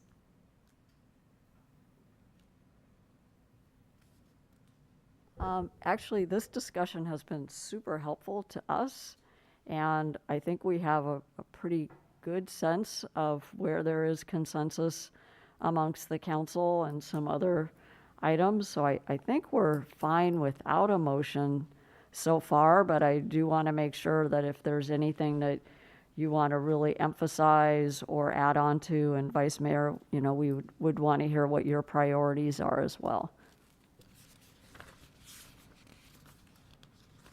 Thank you.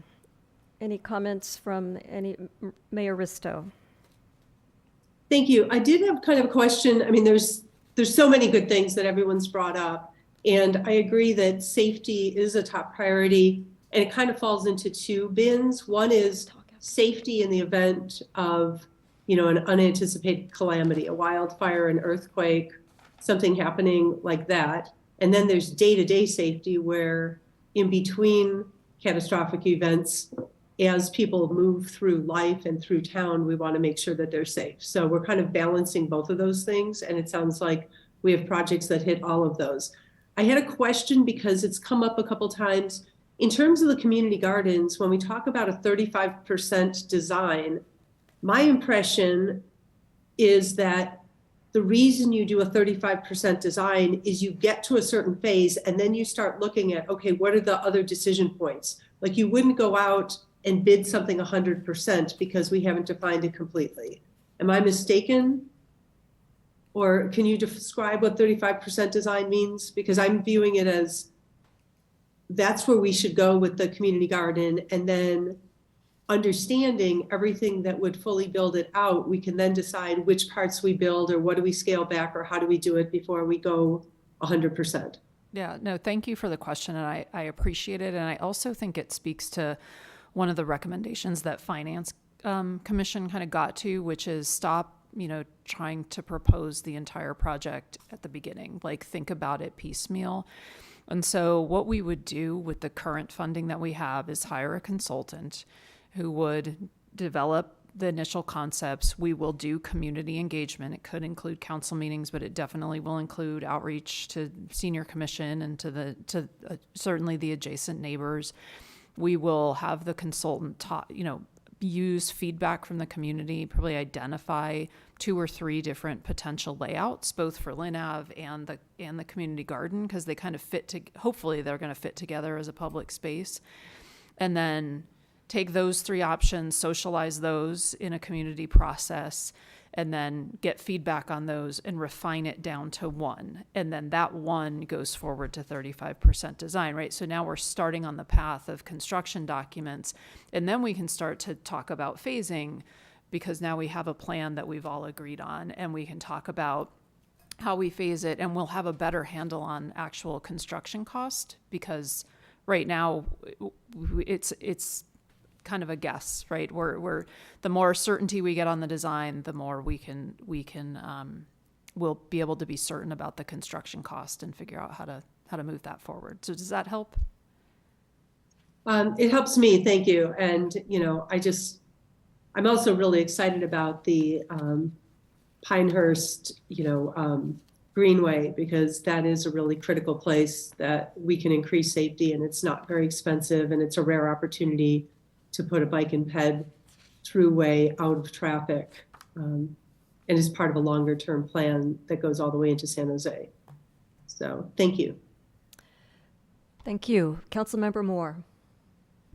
Thank you, Vice Mayor. So just to piggyback on some of what some of my council colleagues said, I'm in full agreement with Councilmember Hudis on the community garden. I think I'm full steam ahead on that, and I love the connection of pairing that with Lynn Avenue. And so I think fully funding those and funding them at the recommended amount here, I'm super supportive of. I think those are like incredibly exciting, and as Councilmember Hudis said more eloquently than I will, I think we have a ton of synergy there, and so I think now is the time to move forward with that. I'll also ditto the Winchester project just to try to create some consensus around some things.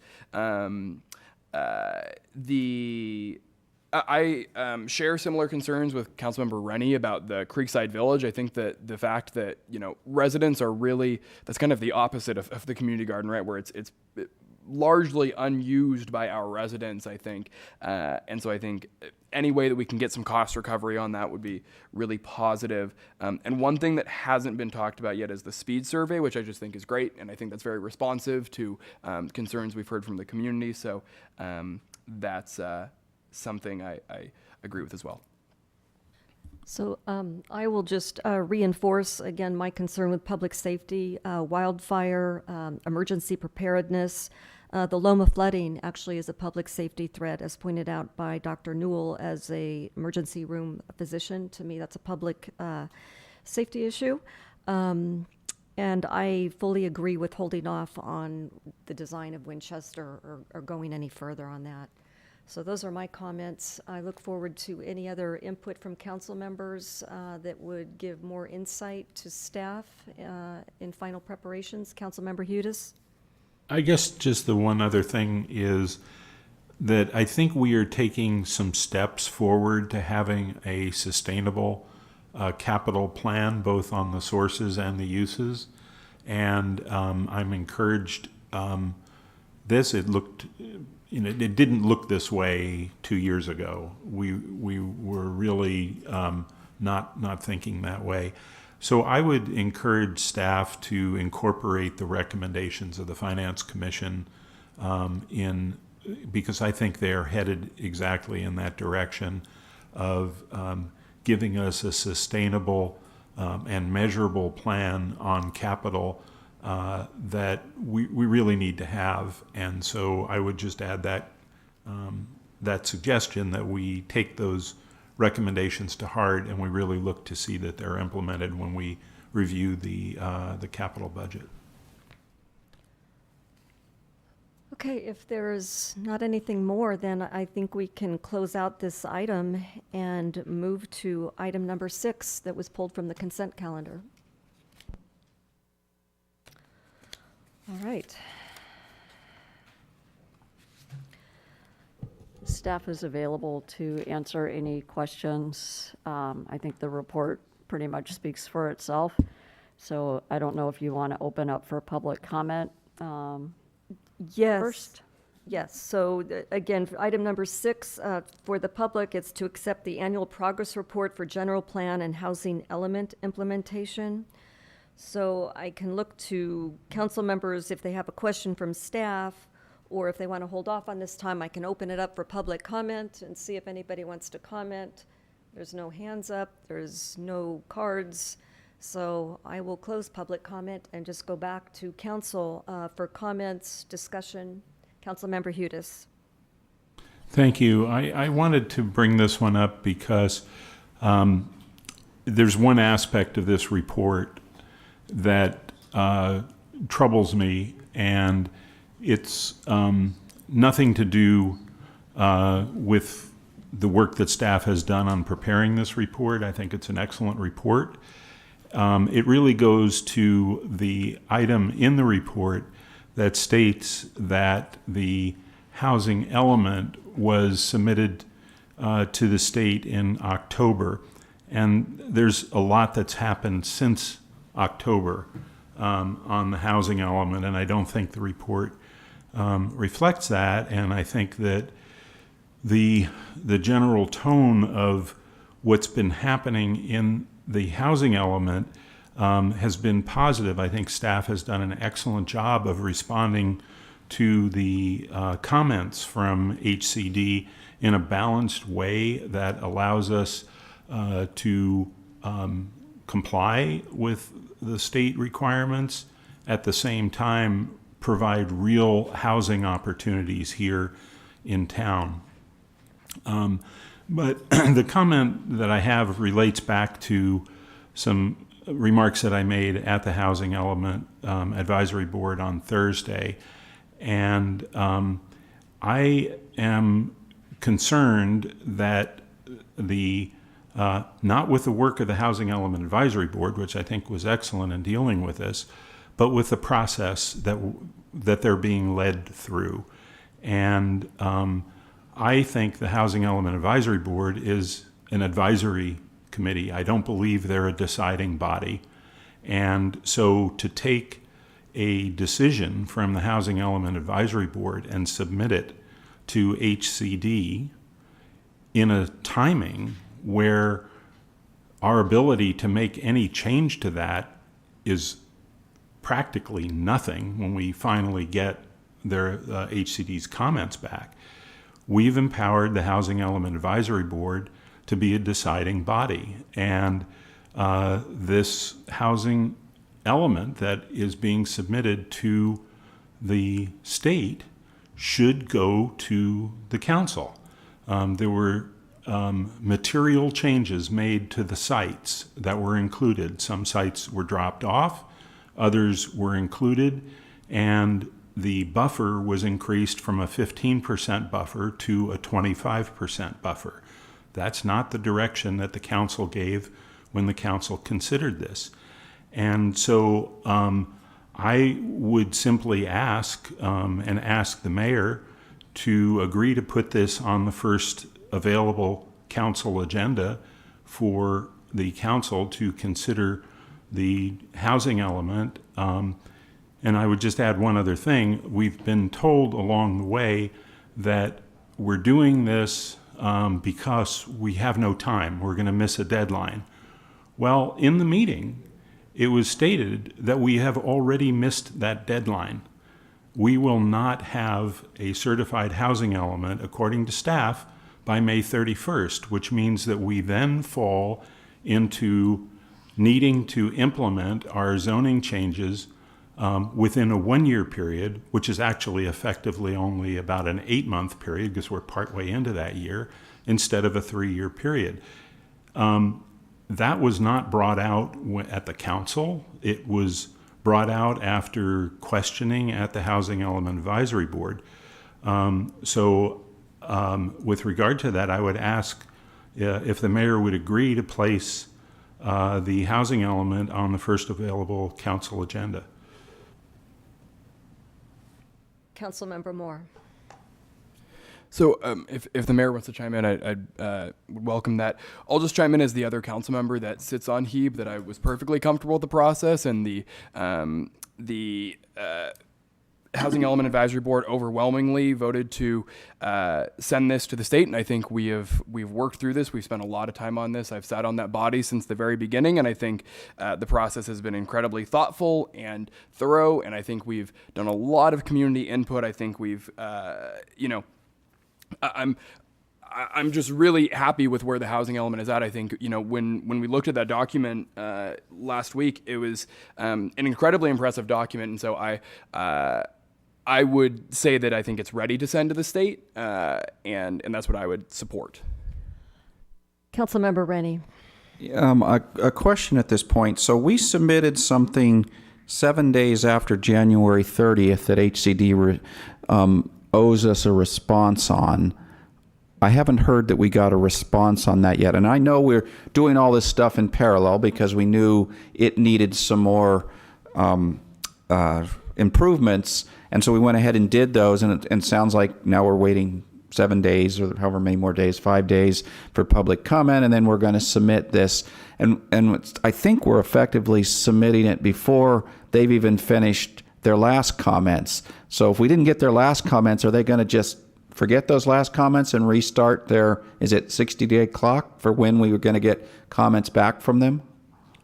Thank you for the question, and thank you for the comments from Councilmember Hudis as well. Joel Paulson, Community Development Director. I think that's a very good point Councilmember Hudis made before about maybe a little more background because it's not complete. It stops at the October, so we can put some additional information about the adopted element. To Councilmember Rennie's point, no, we have not received a letter from our February version that we submitted to the state. So we will be submitting before we would anticipate getting that letter. We hope to communicate with HCD. We did when we sent the last version into them, that the only material change in the last version was in the site's inventory. And we've also communicated that we're in the process of preparing additional responses to the additional comments from their January letter. And that's what we'll be submitting to them here, hopefully within by the end of next week, or by March 30th, excuse me, is the goal at this point, depending any other direction. And so that would start what we hear from the state, a 60-day clock. I know town attorney, for the adopted version being submitted, there's a potential different clock, so they're going to kind of wind up overlapping each other. But we were hoping to have a conversation with our reviewer to say, hey, as we spoke about before, the previous version only had changes to the sites inventory. We've addressed all of the additional comments, and we hope to get that accomplished within 60 days, which, to council members' other point, gets us really close to the end of May, which would make it impossible if they take the full 60 days to then get to Planning Commission and Council for an adopted new version, again, assuming they don't have any additional comments. Thank you. So I'm also concerned about exceeding our numbers. This did not come to council, so if Councilmember Hudis's request to the mayor goes unfulfilled, then I would be a second council member requesting it be agendized for council review.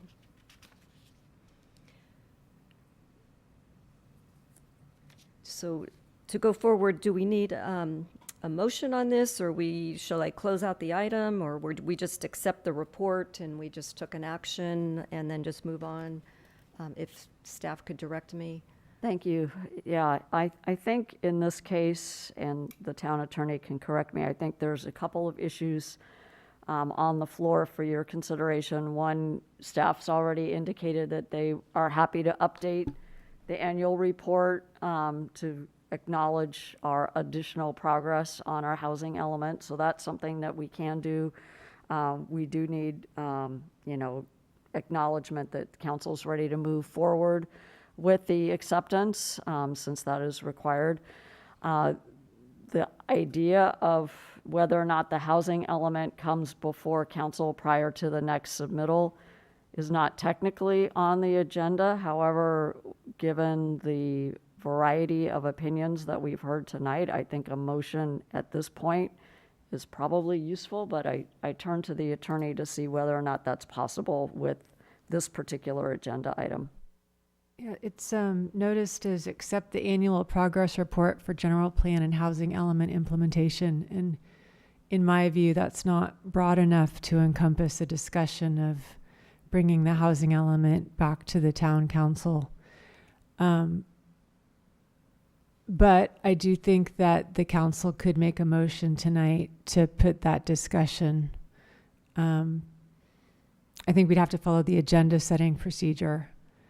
And as I recall, the agenda setting procedure provides that the mayor can choose to put something on an agenda. And then if there's disagreement, I think it goes to a vote of the council. Is that your recollection as well? And if that's the case, the council could make a motion to put this discussion on a future town council agenda. Councilmember Rennie? I'm sorry, Councilmember Hudis? Yeah, I think there's something a little bit different than what the town attorney stated.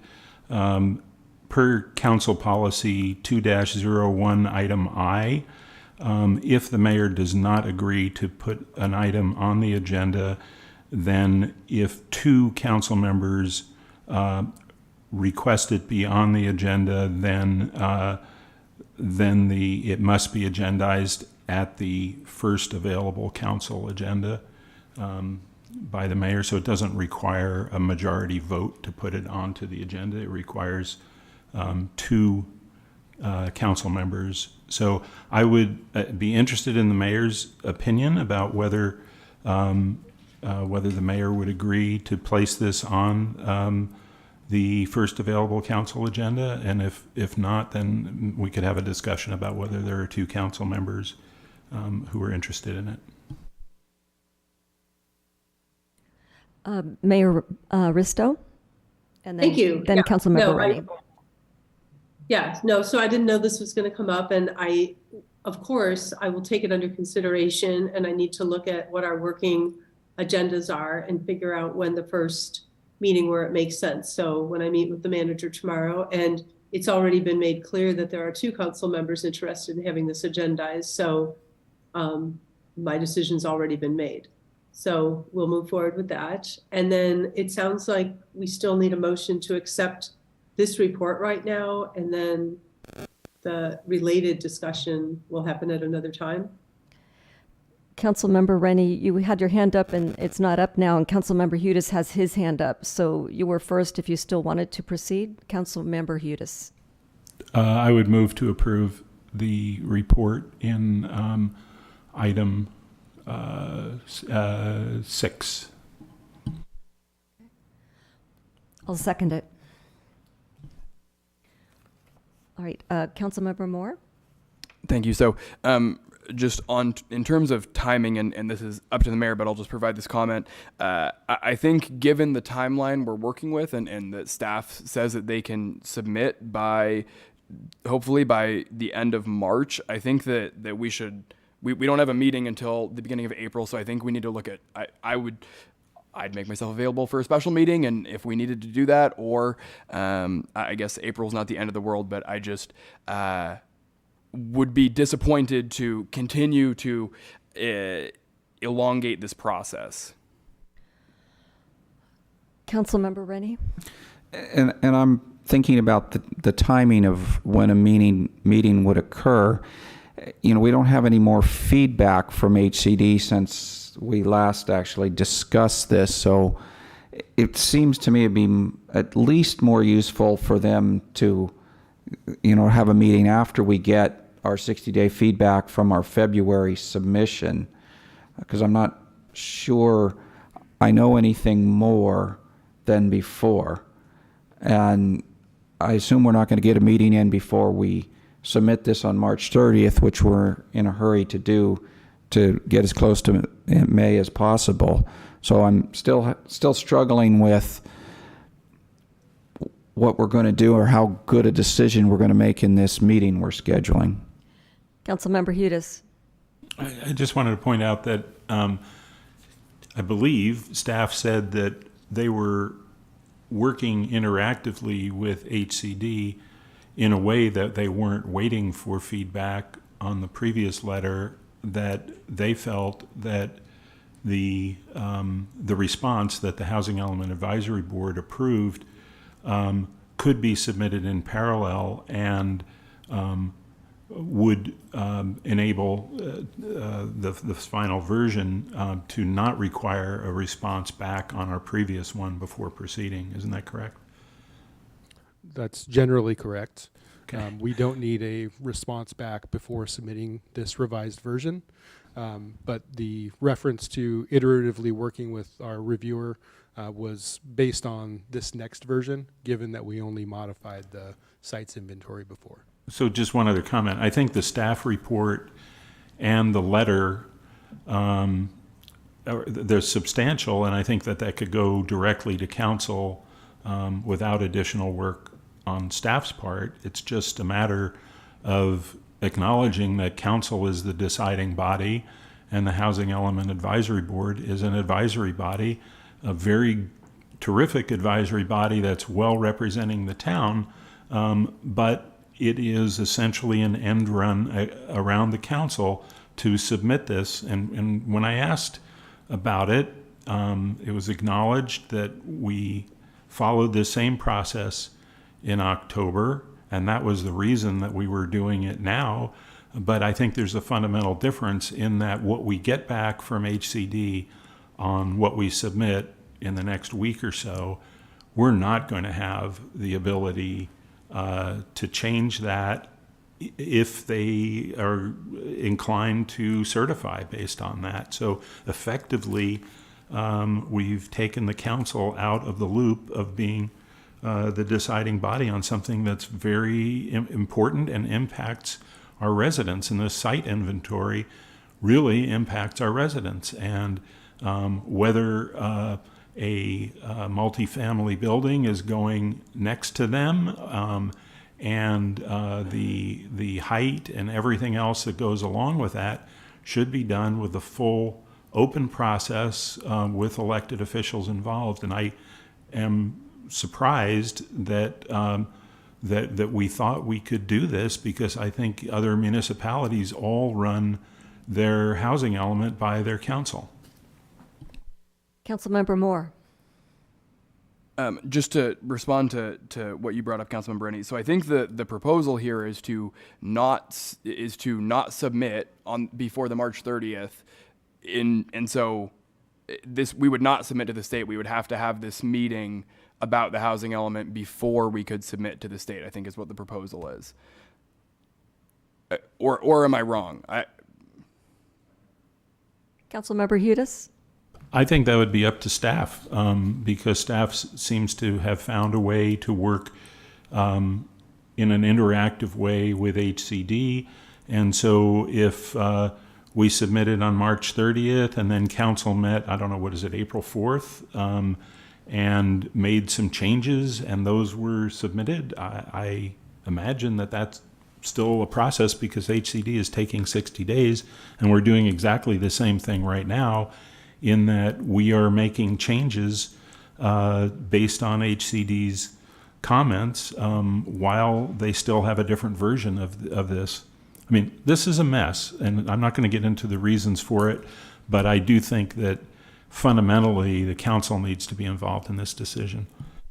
Councilmember Rennie. So did you get we had a motion to approve. Did you get a second? I'll second if you need one. You know, I was just thinking about that. It's like, whoa, we're going where I'm trying to remember how the motion went. So, Vice Mayor, you do have a motion and a second to accept the annual progress report. So we can at least take care of that.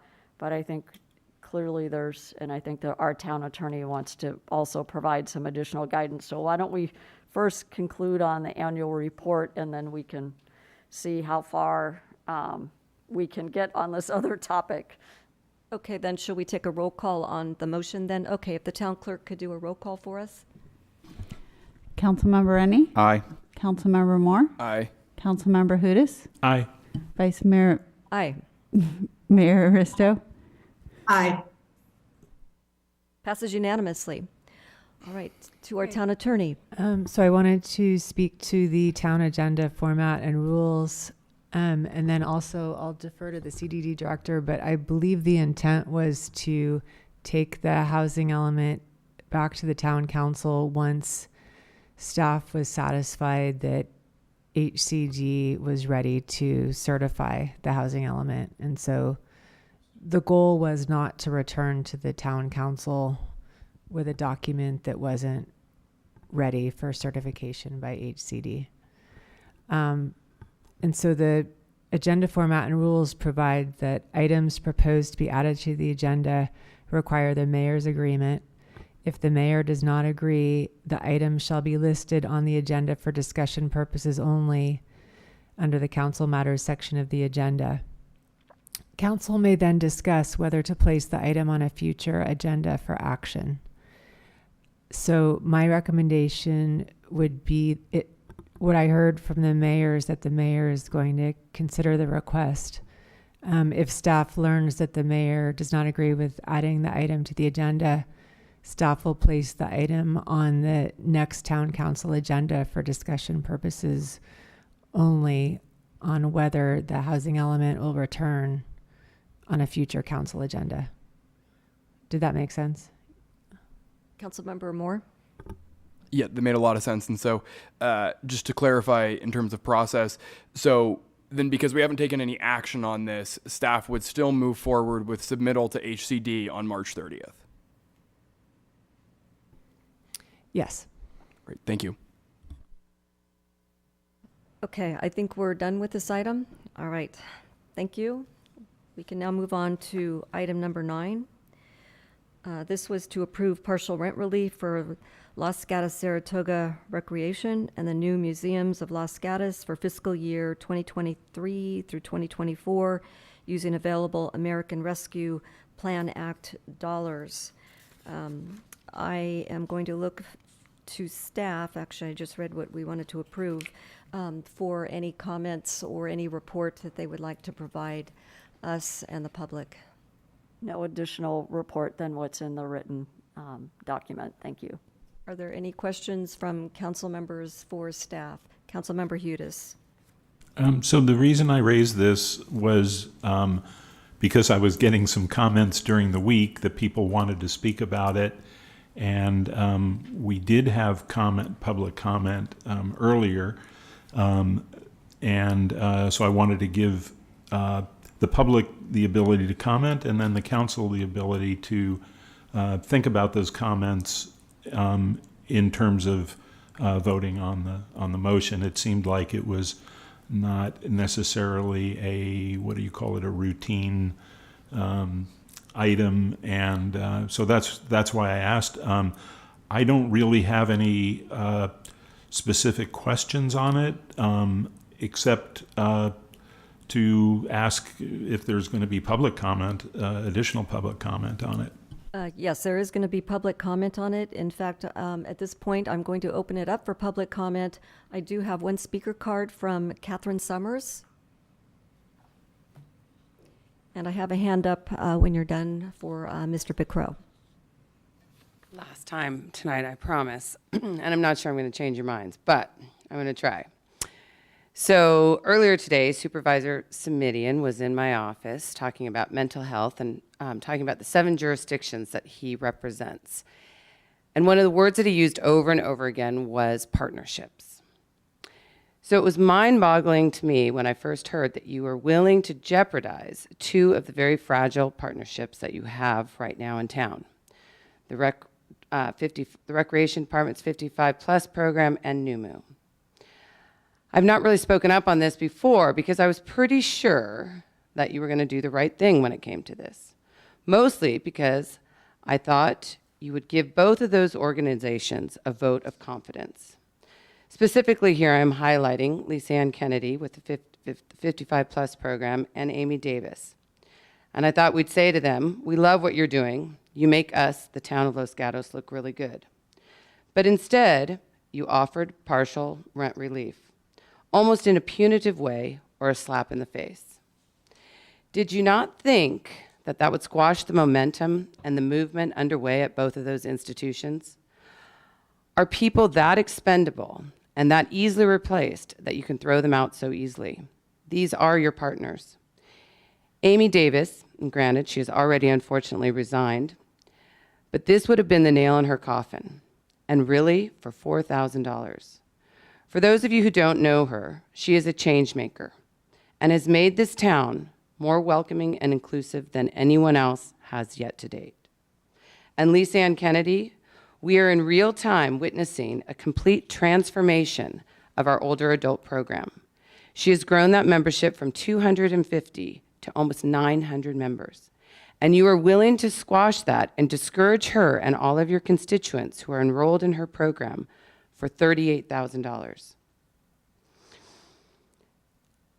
I know that that was an 84% subsidy, but that was based on some arbitrary calculations of what rent, the market rate rent on those places would be.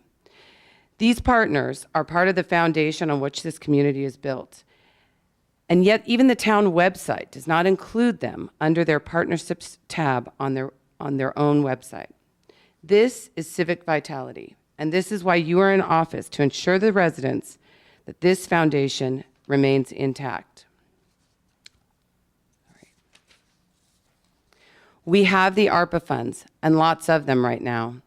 At least we can relieve this partner stress for another year and have some of these constructive conversations to set a strategic plan. Don't threaten the good, the best of who we are. And don't leave them with these 2 or 3 empty buildings that are possibly coming our way. Thank you. Thank you. Councilmember Moore? Thank you. Thank you, Catherine. I agree with a lot of what you're saying, and I don't mean to put you on the spot, but I think when we talk about the personnel conversation about, jeopardizing relationships and all of these things, part of the conversation that we've been having is talking about that we can't do this for forever. And if we did want to do this next year, that we would have to be talking about then town staff, right? Then we're starting cutting people that work for the town right now and losing really valuable services. And so at least my perspective on what my vote on this is $4,000 is not a whole lot of money, but I think it is a signal that we can't do this for forever, and we will not be able to 100% rent relief these great partners as much as we could. But it does pain me that we have hurt these relationships, because I think that's evident. And that's sad. But yeah, thank you for speaking. So my one thing I want to say on that is, but you can do it right now. You have the ARPA funding to do it. You decided not to, and that was the slap in the face. And I think that really says something to the community in doing that right now when you did not have to. Yeah, that's heard. Thank you. Thank you, Ms. Summers. Our next speaker is Tom Picrow. Hello. Yes, thank you for allowing me to speak, and I'm speaking for myself as a town citizen. I'd like also to express some concern. My concern is for a strong continuation and a sustainable continuation of social recreation programs for older adults here. And while I believe my concern may have been in part alleviated by the earlier public comment by LGS Rec Executive Director Nancy Roulette, if I understood it correctly, I still think it's worth the council understanding my concern as well. First of all, we have a robust social recreational program of activities, as Catherine referred to, for the older adults. And this is an essential service for our town seniors. It is an essential service. Every other city in our area has programs such as this. And so we want to preserve that. There's been a great progress, as Catherine referred to, in recovery from the deficiencies that became apparent during the COVID period. And we're really pushing ahead. And I would like not to see a gap in that or see that loss. To explain further, the LGS Rec has provided a number of proposals at various levels for the coming year of service, and I thank them for that. The town council has approved a one-time $225,000 support and this level of rent reduction, and I thank the town council for that.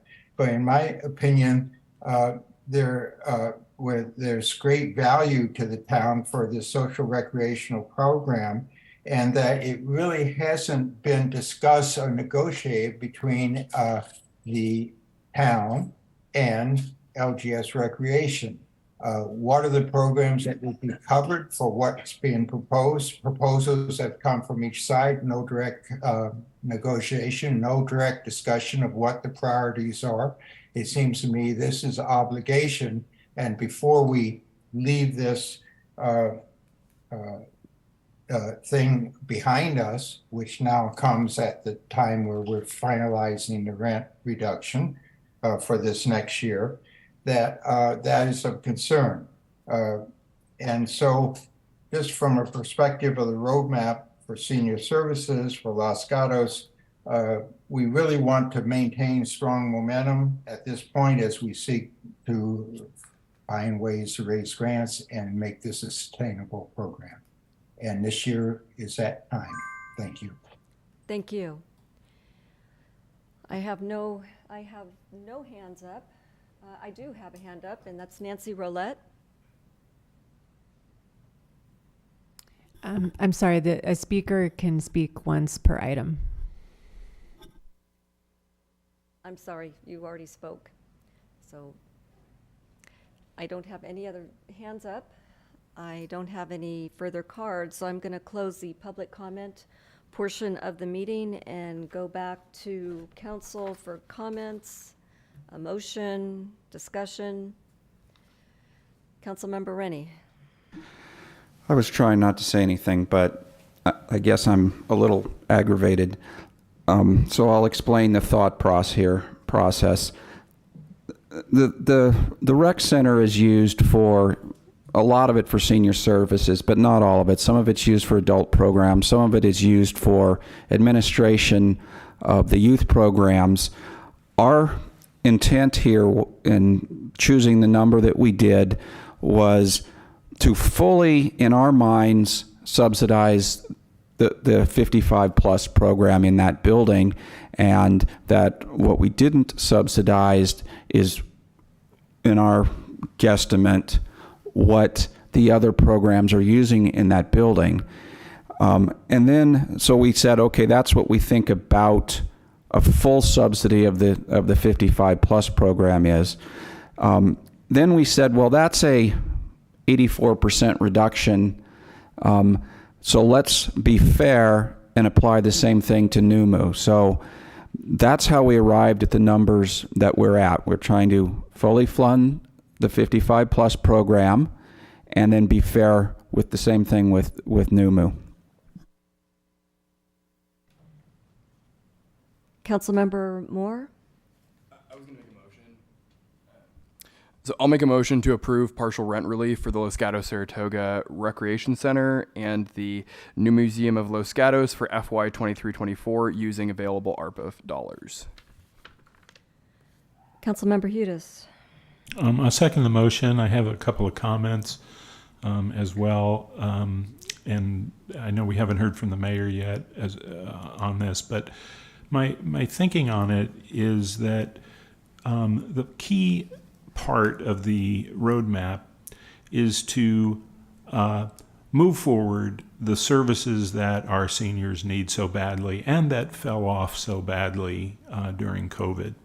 And so the attempt to do that included the rent relief exactly as Councilmember Rennie described, that the use of that building by LGS Rec for other things was being acknowledged in the rent relief amount that was being proposed. We don't know whether there's enough money to do what needs to be done this year. And that's why part of my motion was to ask the Community Health and Senior Services Commission to meet with LGS Rec, go through the set of services to meet the $225,000 budget that they were given. Now, it is possible that when they go through that process, that it's just not workable. The reason we thought it was workable is that it's at exactly the same run rate as the previous grant, which was $328,000, which was spent over 18 months, I think equivalent of $18,000 and something per month, and that equated to that, and that to me was a starting point. So I agree that the rent relief structure makes sense until we have a more strategic discussion about the way that we engage in civic vitality in the town, and I think we need to do that. But the reality is that we're going to come up short some dollars to continue the good work that Lisanne and that group has put in place. There's nothing to prevent the council from hearing another request for ARPA funds if they come to an impasse and can't negotiate something. But it should be on that side, not on the rent relief side. And so I would really like to see that process work its way through with deep engagement of the Community Health and Senior Services Commission in mutually coming up with a set of services for our seniors and to try to make it work. But everybody knows that, if you can't make it work, we're going to hear from them again. And I think that's the right way to proceed. And that's why I'm supporting the motion. Mayor Risto? Thank you. I'll also be supporting the motion. I will say it's very dismaying to hear what we felt like was a generous continuation of rent relief or rent assistance when we had two organizations. I realized that the pandemic had an impact, and also ongoing work. People get used to not having to allocate money for rent, and more things can be done. But it certainly was no disrespect, and it was a great amount of admiration for our partners, whereby we continued rent relief to a very large degree for both organizations. We certainly have a lot of other partners with our town that pay rent in their own buildings. And most nonprofits I'm familiar with and that I donate to pay rent. I mean, that's a normal part of doing business. We're not trying to put anyone out of business. We're not trying to show a lack of gratitude. And we have a lot of obligations. I mean, personally, municipal responsibility, our first obligation is to our core services and our employees that on a day-to-day basis provide the service that people in this community expect. And then after we take care of our employees and our core services, we can then look at all the other things we have to do. I mean, looking at tonight's CIP, we have so many projects we can't fund, and they really hit quality of life, they hit safety, they hit a lot of things. So we're trying to balance the money we have across a very broad spectrum of incredibly valid requests. And so when we can't give somebody everything they ask for, it's not because we don't want to, it's because we can't. And we have to think about a vastly bigger picture. So, with gratitude to the two partners with whom we have given vast rent relief, I'm happy that we were able to do that, and I'll be supporting the motion. Okay, if the town clerk could take the roll call. Councilmember Rennie? Aye. Councilmember Moore? Aye. Councilmember Hudas? Aye, and I'd just like to add that I'm glad we had the discussion, even though it was painful. Vice Mayor Badami? I agree, it's very painful, and I'll be supporting the motion. Mayor Risto? Aye. Okay, that completes the meeting for tonight, so this meeting's now adjourned.